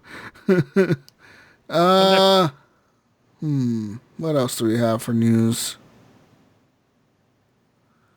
Oh, I don't know. Well, that's it. That's all we have for news. There's no more news. I know that's about it. There's not much so going on. quiet There's right now with there's a nothing new 90s inspired coming out. retro. Right now is when we would start getting leaks for like E3. Like right now, this time frame, right before like May. And then May, it would really kick up in May. Like right now would be like leaks kind of starting. And then in May, it would be just leaks left and right. Like, the Xbox is going to announce this, and they're going to have 20 Ferraris on stage this time around, and Forza Horizon 5 is coming with fucking playable in Mexico this time or whatever, like all this crazy shit, and none of that's going to happen this year. No, nobody's making anything. No one's going to have... Nobody's making nothing from home. No. I mean, they're making it, but not announcing it. No leaks. What's going on? I know, no D3, man. That makes me sad. Yeah. Damn. Sucks. No Comic Cons. Every Comic Con is canceled. Did you guys see the Cyberpunk console for the Xbox One? Yeah. I think that's... Yeah. We should be able to pre-order that tomorrow. Really? I want to pre-order one. So wait, is it is it an S? Is it an X? It's an X. It's an X. Yeah. Yeah, so it's kind of weird that they're releasing it in June, right? Yeah, I just feel like it's really late to be releasing it. And then the game's not out yet? Well, no. Yeah. When does it actually come out? What did they say? They said it's on track. September 17th. Yeah. So, yeah, that'll be weird to have it 2 or 3 months before it's released. Look, guys, at my Cyberpunk Edition Xbox that doesn't have Cyberpunk yet. Yeah. know? Fuck you. I'm going to have it, Mayo, you motherfucker. Well, you do that. I will. I don't know how much you think it's going to be. Well, with the new ones being $2.99 bundled, I bet $3.99 or $4.99. Yeah, I bet they're gonna $3.99. sticker price you to death because you get the Cyberpunk version. Oh yeah, fuck yeah. Yeah, I'm gonna pre-order one and then I'm gonna keep it in the box and resell it for $1,000. What's up, Mayo? Oh, you like my idea, huh? Yeah, go ahead. I mean, Make 4 of them. Make 4 different accounts. Order 4. order 4 of them. while you're at it, you should order yourself a PlayStation 5 and do the same thing because since it's gonna be limited. You know what? I should pre-order 2 PS5s and then resell one and then pay for the other. Resell one and pay for my PS5 with the one that I resell. That's a good idea. You can sell one for $1,000 on eBay. Yeah, and then you got a free PS5. Right. Ideas, man. Ideas. But yeah, this is coming out in June, ahead of the game. So it comes with custom paneling, super glow-in-the-dark paint. Glow-in-the-dark paint, motherfucker. Shit. A custom controller, as well as the game, and a 1 terabyte hard drive. Oh my God. 1 terabyte, Mayo. What would I do with all that space? I don't know, because you know what? My poor little Xbox One X is already like 90% full. So, all because I blame Pinpoint. He's like, download I think it was Halo 5, right? So, I downloaded Halo 5. And then he was like, download Gears of War 5, so I downloaded Gears of War 5. And then my son wanted the NBA 2K20, which was like a huge game. It was like 80 gigabyte. Oh my God. And then so what's my son do? He says, Dad, we should play Halo together, couch co-op against each other. And so he wanted me to download the Master Chief Collection. And that was only 120 gigabyte, And then I have Star Wars on there. And then I have another, the Ghost Recon Breakpoint on there. And next thing I know, my hard drive is like 90% full already. Damn. Well, fuck. That quick.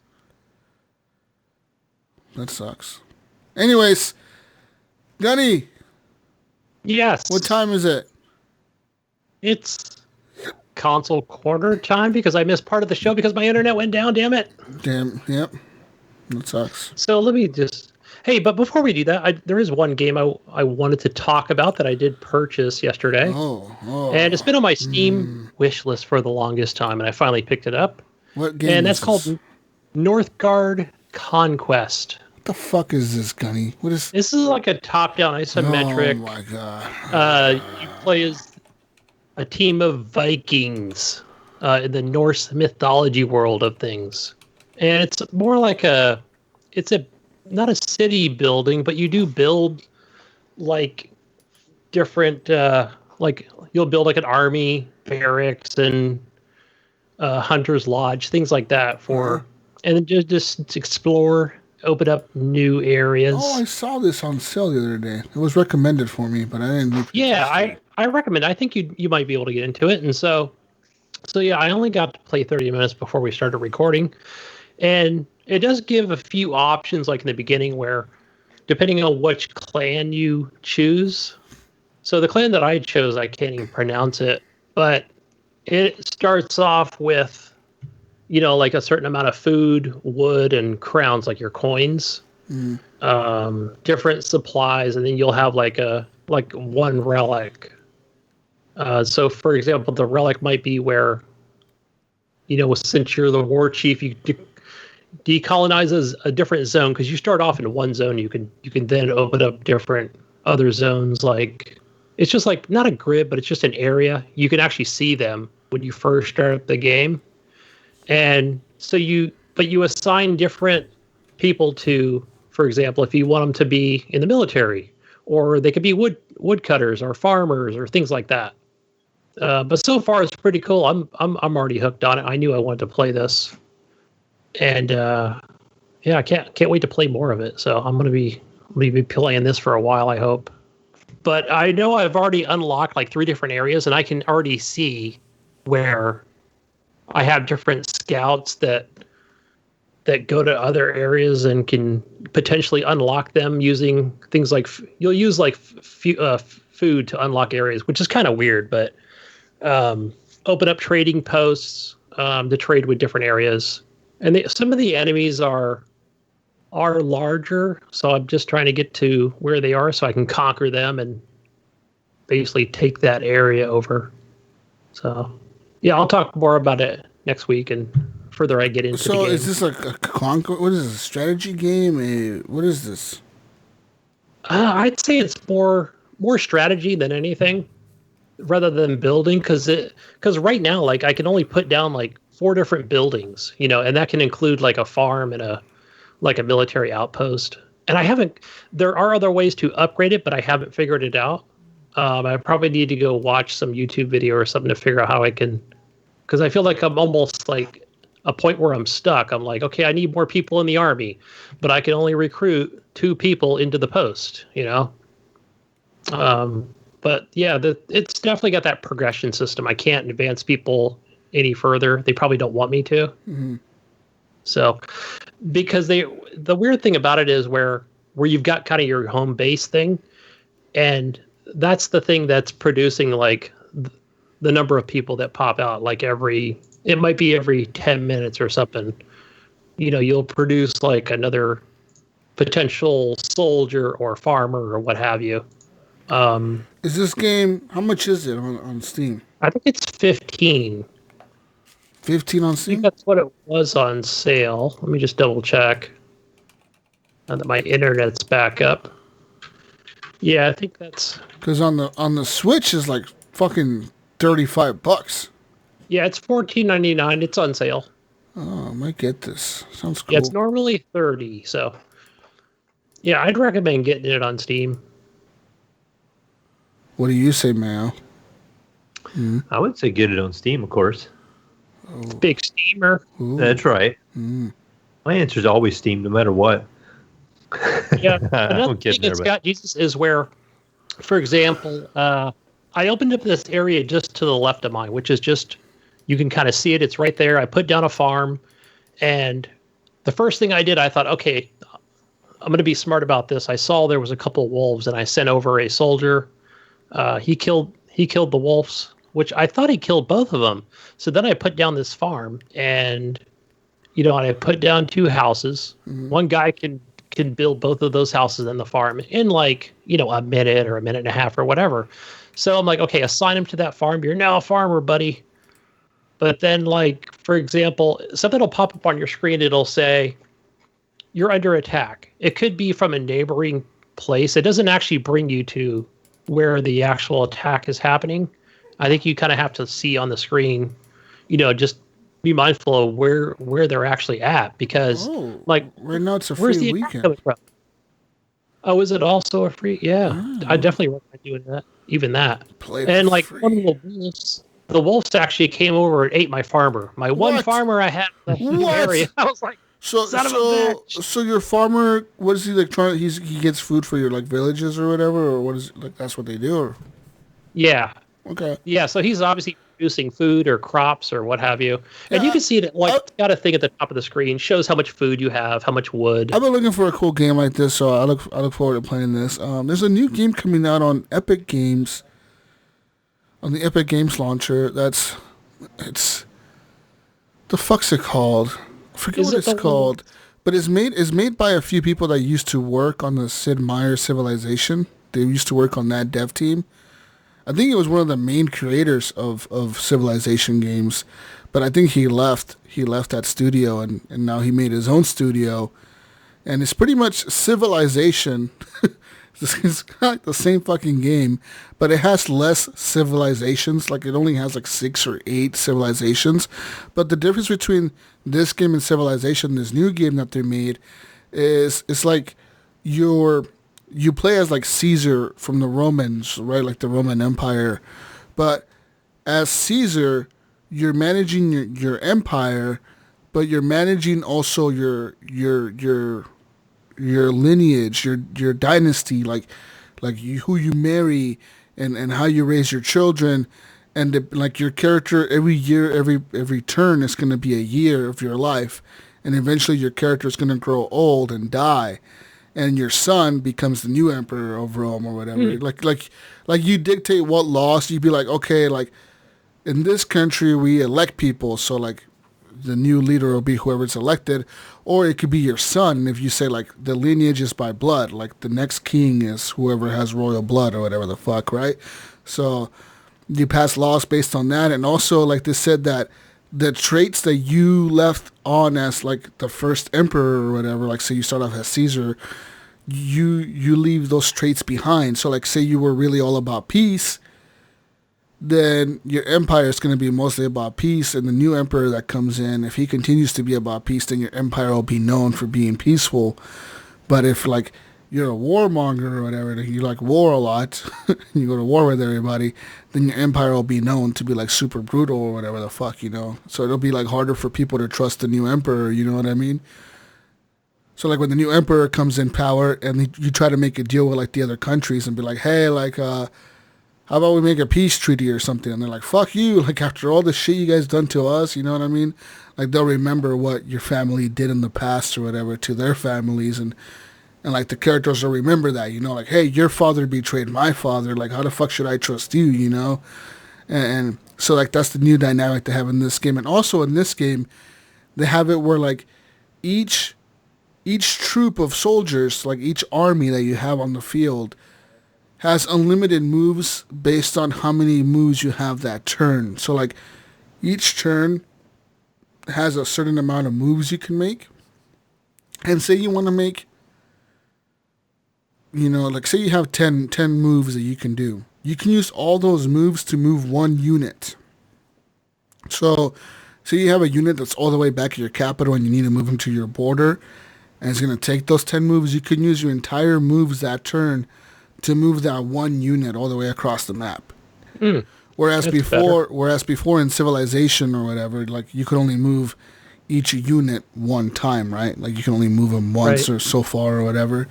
So that's what they said, that this is going to be a little bit different based on that too. So I don't know. I don't know if I should get it or not. That's like, I think they said it's like, I think it's $50 on the Epic launcher right now. It's a pre-order, so I don't even know if it's going to be a good game or not. I don't know. It's from like I said, it's from the former developer of Civilization or the creator of it or some shit like that. So I don't know. What do you think, Mayo? Wait for reviews. I don't know. I don't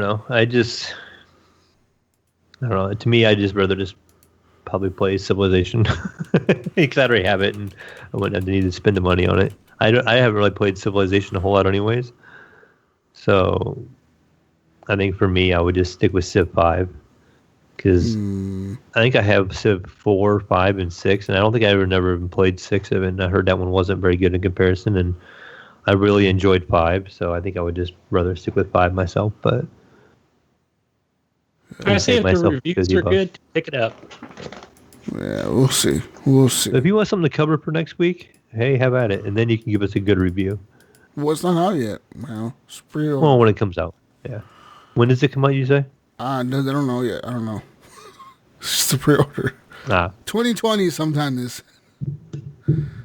Planned release date 2020. It's also on Steam, available on Steam, but not available for pre-order. So I'm assuming that timed exclusive. Epic has the exclusive on it or whatever, because it says planned release date 2020, and this game is not yet available on Steam, but it has like trailers and everything. So yeah, I'm assuming it's a time exclusive thing or something. Interesting. That's interesting. It's called Humankind. Humankind. Oh, okay. Yep, I have seen that trailer.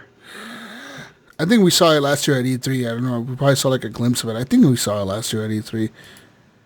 But yeah. You speaking of this game, this Viking game, Gunny, this Northgard game reminded me of that. Yeah. Yeah, it's good. I think you'll like it. Yeah.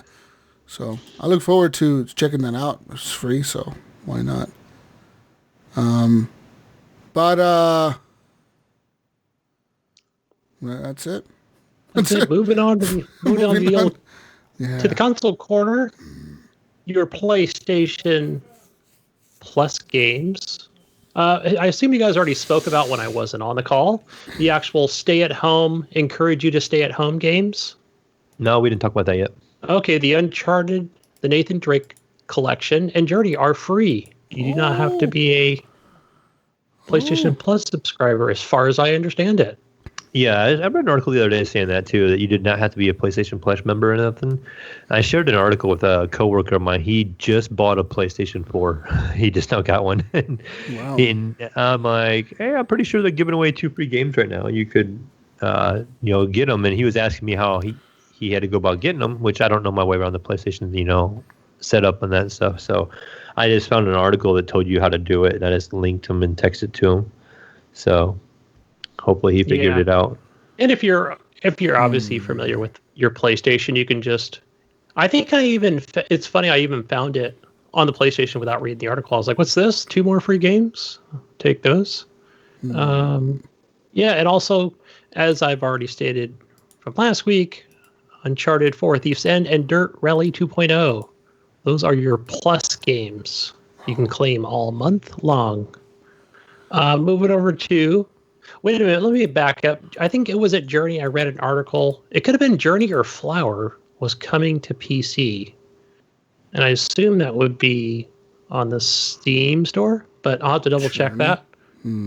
I thought it was Journey that I saw the article.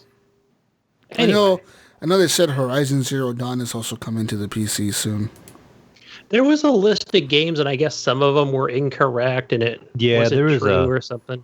Like the Amazon in France or the French Amazon or something released. It was Spider-Man Days Gone and Days Gone and Gran Turismo and something else through Sega that was gonna come to PC. That was, they released it as a PC title and not a PlayStation title. So everybody was going, "Oh, it's coming to PC! It's coming to PC!" and they were just basically saying that it was an error. Yeah, it was probably the same troll that put that Xbox is buying Sega.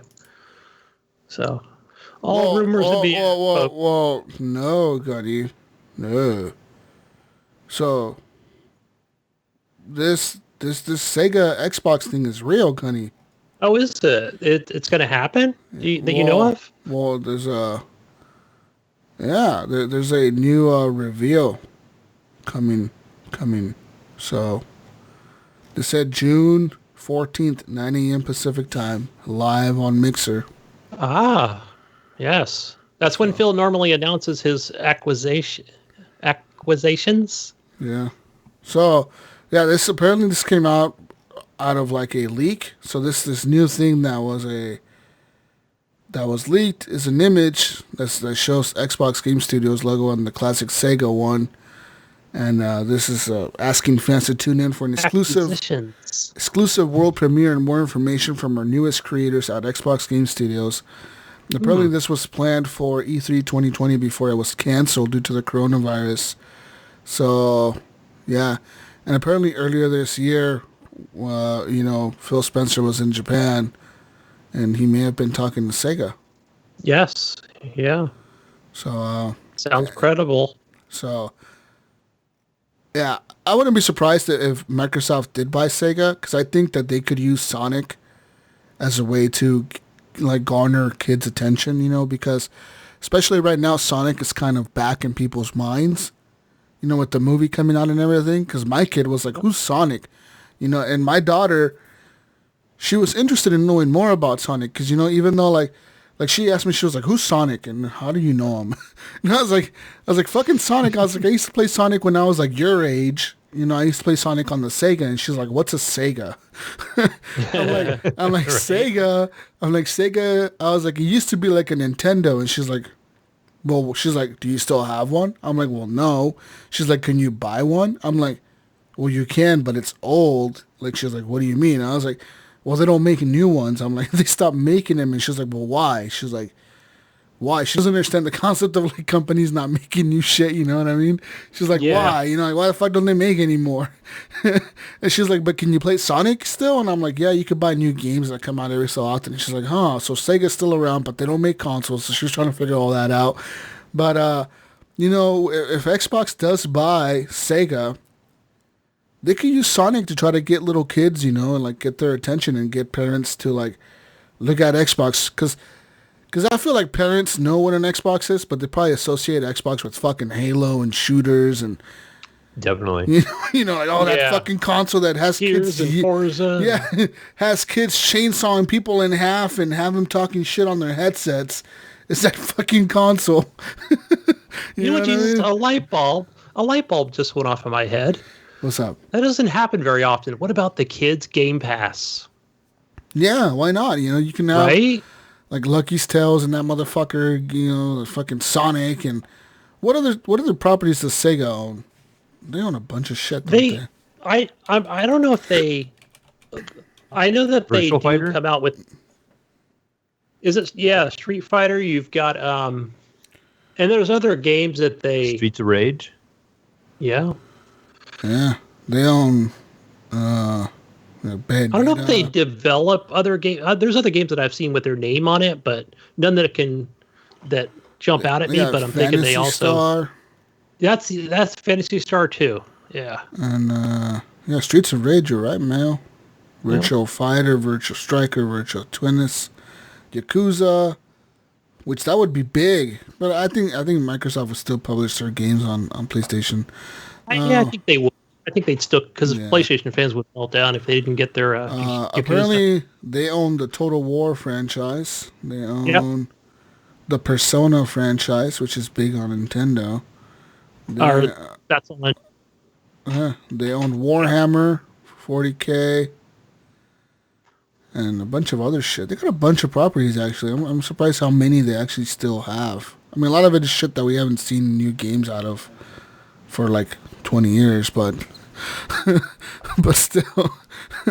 You know what I mean? Like, you're right. They could like focus on kid shit, and bring more kids games to the console where, because, at the end of the day, video games are marketed more towards kids. At the end of the day, if you look at it. Yeah, in some aspects they are. Yeah. But I think, like once now, Microsoft gets that under the belt, they can just throw all those Sonic games at the kids. And here you go. Here, fucking kids, play Sonic. Speaking of new shit, guys. Minecraft, Sonic. How about Lucky Tales? How about you want a new headset, Mayo, with your new Cyberpunk console? I do kind of need a headset for my Xbox downstairs. You do need a new console with the Cyberpunk. So you go and buy the Cyberpunk console this June, Mayo. Go return that Xbox you have. That hobo-ass black console. Return that shit. Jane. Fucking get yourself a glow-in-the-dark paint-having Cyberpunk console. And then you go and buy some SteelSeries Arctis 1. Arctis 1. Wireless Cyberpunk Limited Edition gaming headset. That's right. This is inspired by the in-game ability to see the net overlaid on the real world.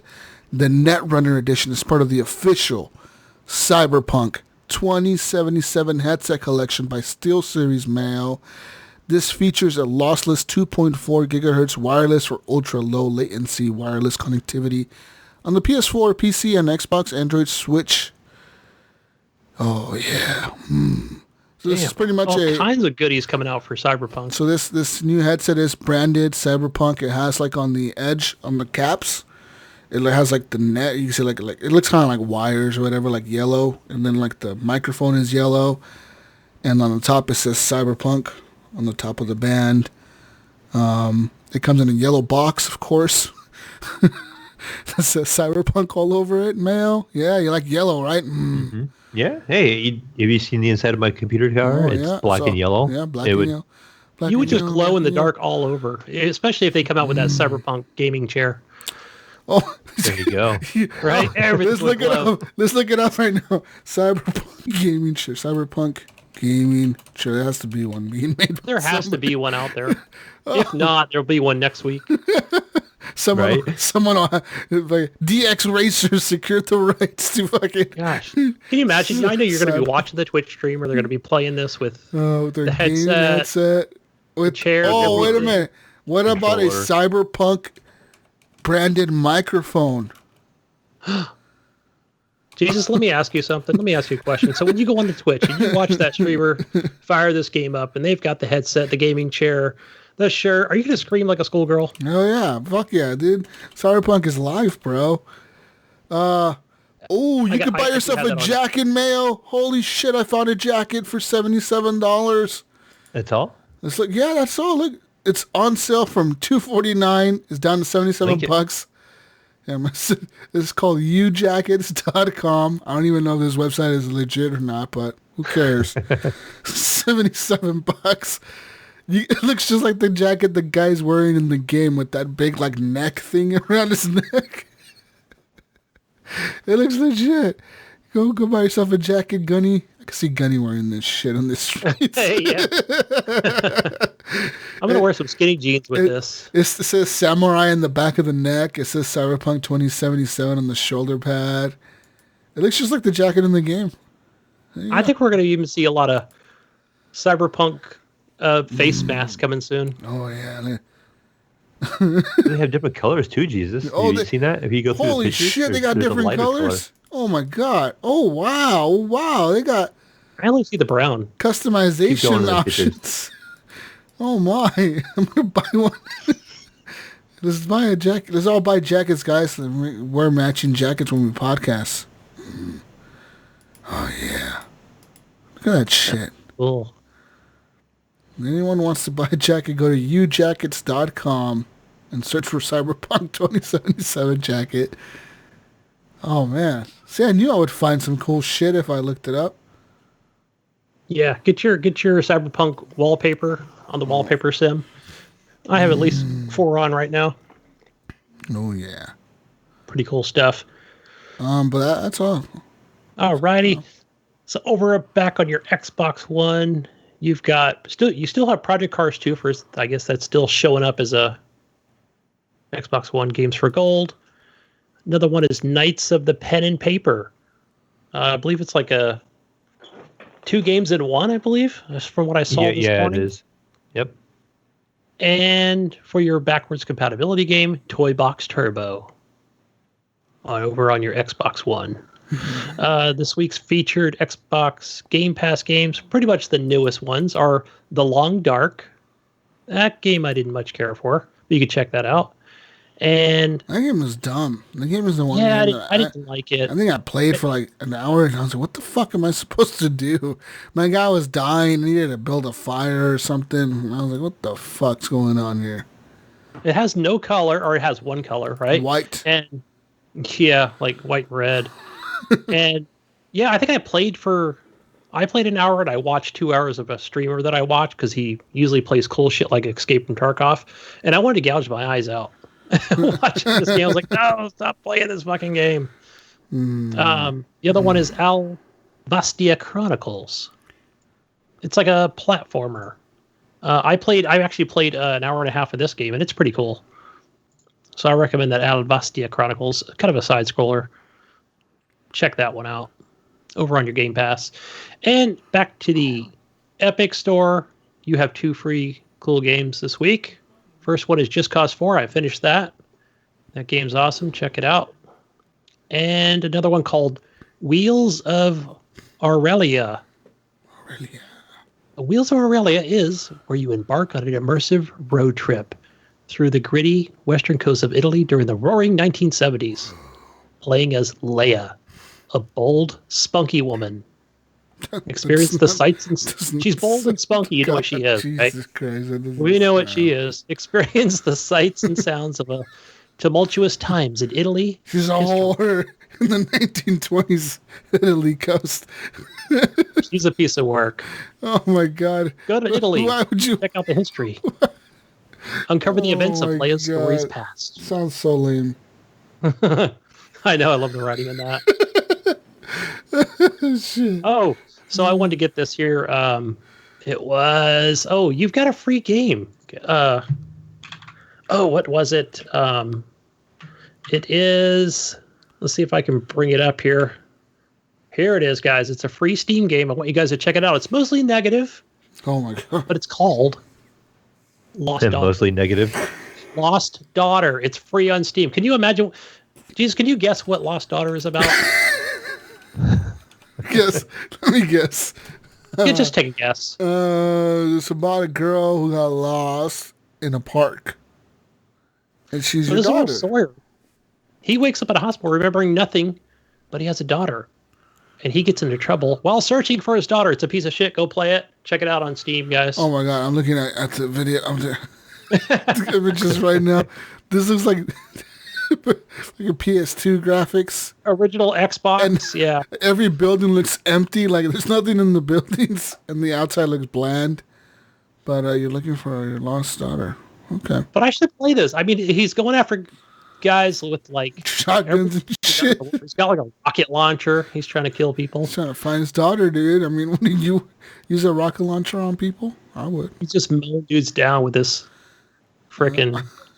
I'm totally not going to go to the cops and report my kid is missing. I'm just going to run around town shooting people and fucking blowing shit up. So I find my kid. Why not? I know. I saw this. I had to download it. I was like, I got to play this cheesy game. Wait. So he wakes up from the hospital and doesn't remember? Or what? Yeah. What does it say here? It says lost his wakes up in a hospital remembering nothing, but he has a daughter. That's the only thing he does remember. Wait. So he remembers nothing, but he remembers he has a daughter. How does he remember he has a daughter if he remembers nothing? That's a good point. That makes no sense. He remembers nothing, but he remembers he has a daughter. That makes no sense. It has features. It has an open world, a huge map. You can use special powers by eating hamburgers, sandwiches. Of course. Drinking water, coffee, and Coke. COKE. Well, it sounds like an American game, right, Mayo? Like America. I think somebody put that in there. Eat burgers, sniff cocaine, and drink soda, and we're going to be able to fucking find our kid. Yeah. It says realistic car controls, many guns. That's actually like a bullet point. Many guns. Many. Many guns. Many guns. Many guns. Yeah, many guns. Okay. Not many. To tell the story, and you can stalk any character. Stalk them. Stalk them. Anyone? Just anyone. Just anyone. Okay, I'm just reading the first review here. It's basically mobile trash full of broken mechanics. You will feel scammed, even when it's free. Sounds great. I want to download this. I want to play it. I know. I thought, okay, this is just.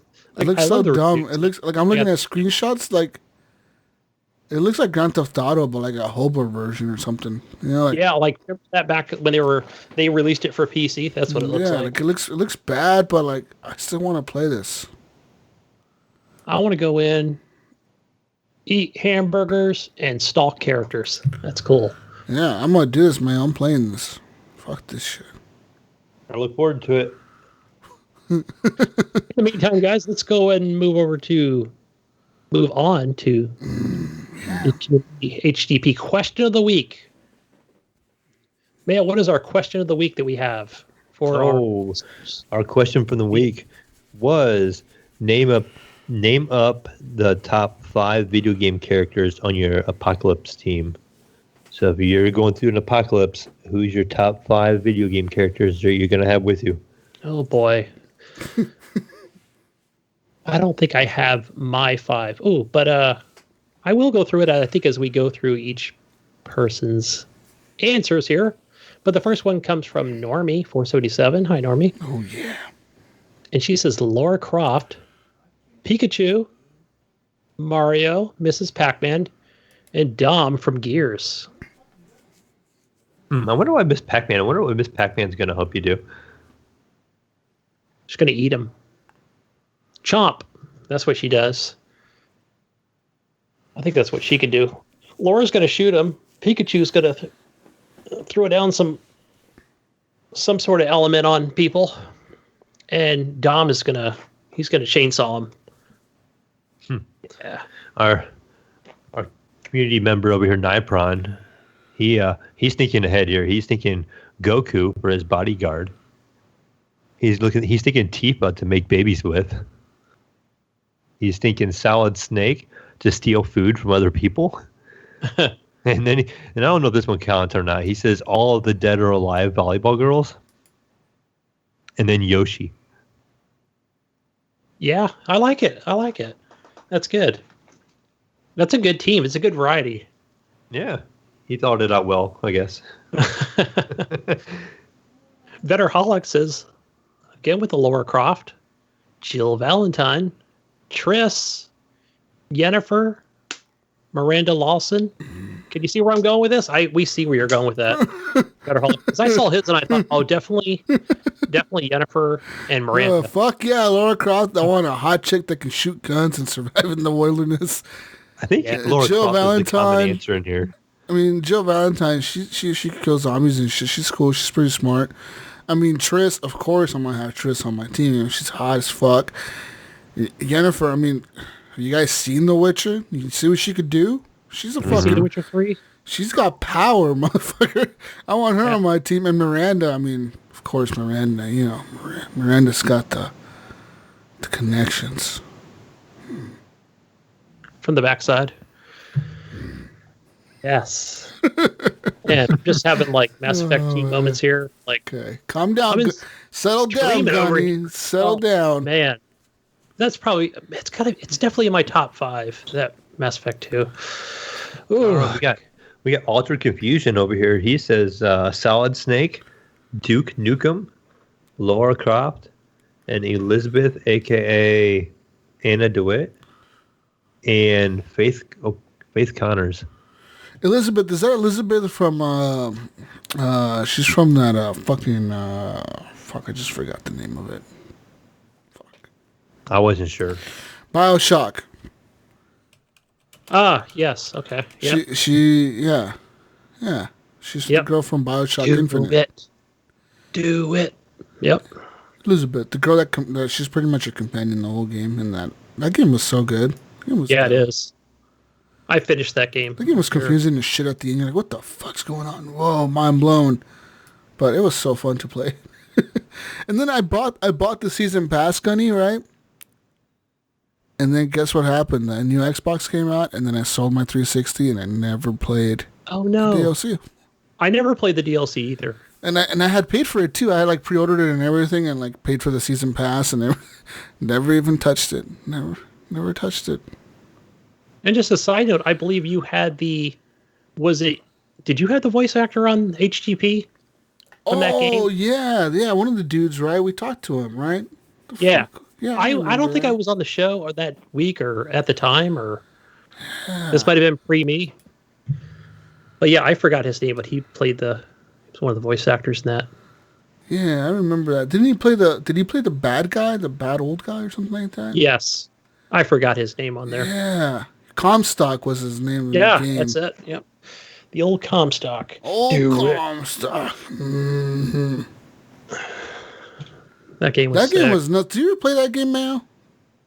No, I did not actually. Bioshock Infinite is really good. It's about like this city floating in the sky. You end up there somehow because you fucking something happens. You know, the lighthouse, and all the lighthouses.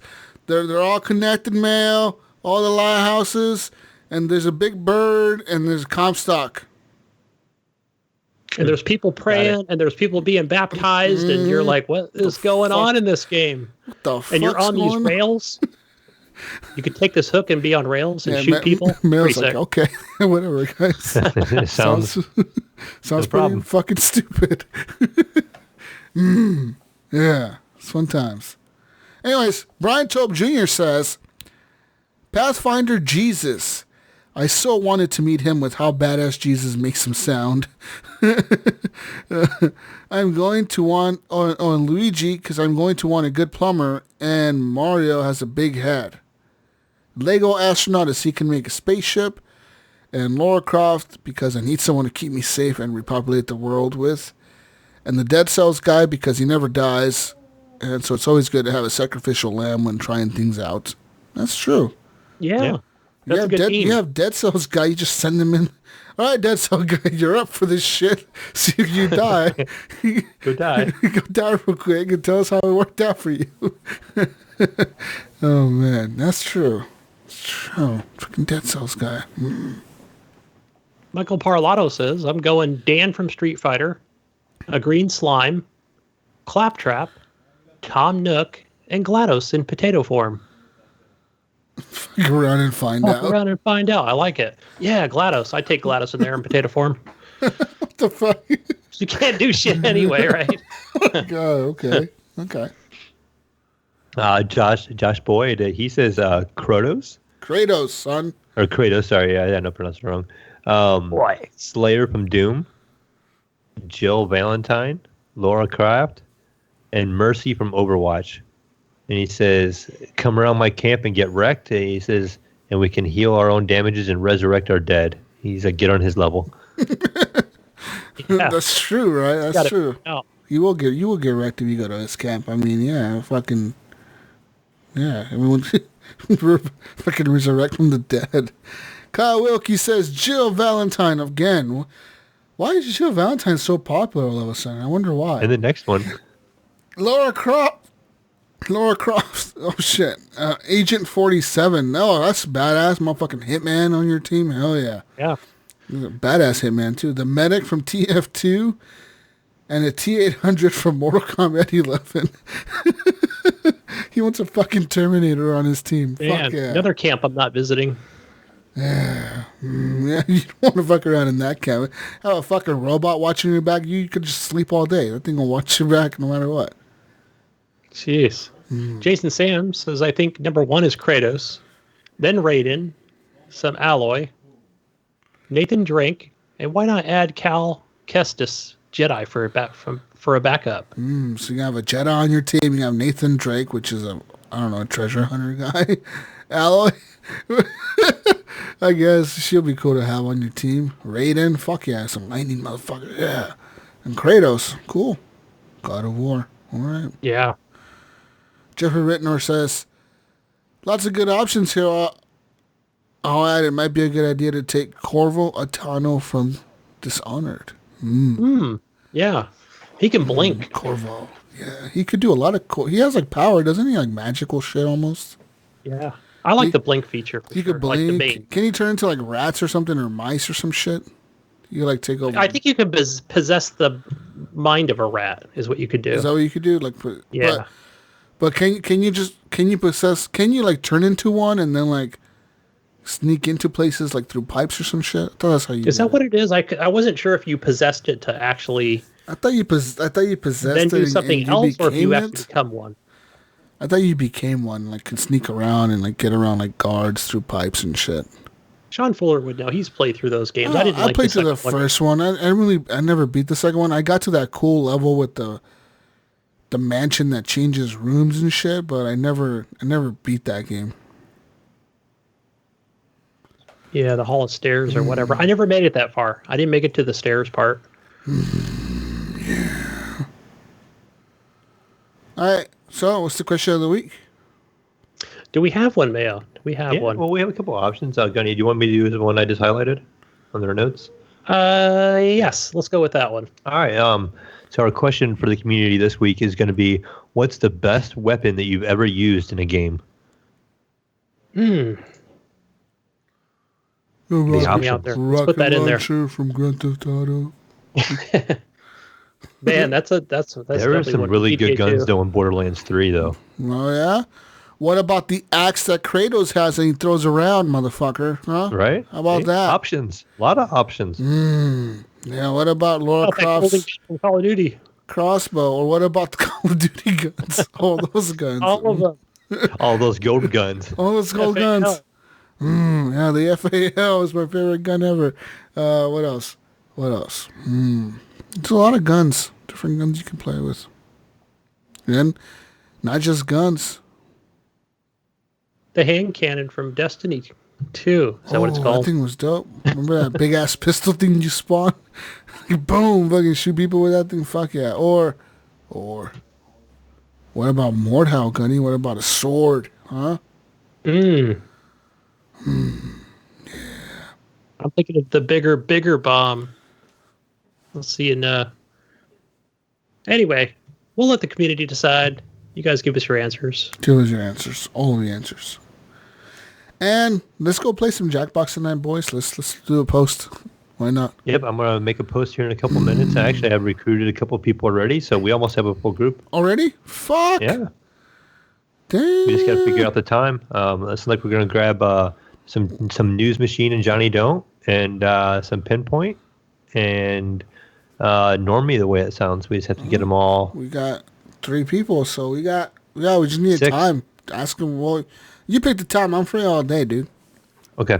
We will work out a time here in just a little bit, and we'll put it in the Discord. Anyways, ladies and gentlemen, you can join us next week for another Horrible Gamers podcast, but you can find me on Steam and everything else as Jesus Walkslot on the Nintendo Switch. Add me. My Switch out real quick. While he's looking for that, add me on the Xbox and on No, Steam. don't add him, guys. All right. My Switch code is 021095083624. Add me on the Nintendo Switch, people. Just go add me. I'm the Jesus. Get in that Animal Crossing, steal all his pears because he hates them. Fuck those pears. Take all the trees out of the fucking island. I wonder if you could do that to somebody. Go into their island and just steal all their trees and take them. Like, fuck you, I What took all your environmentalists are you? trees. We remove all your trees. I took all your trees, motherfucker. Oh, yeah.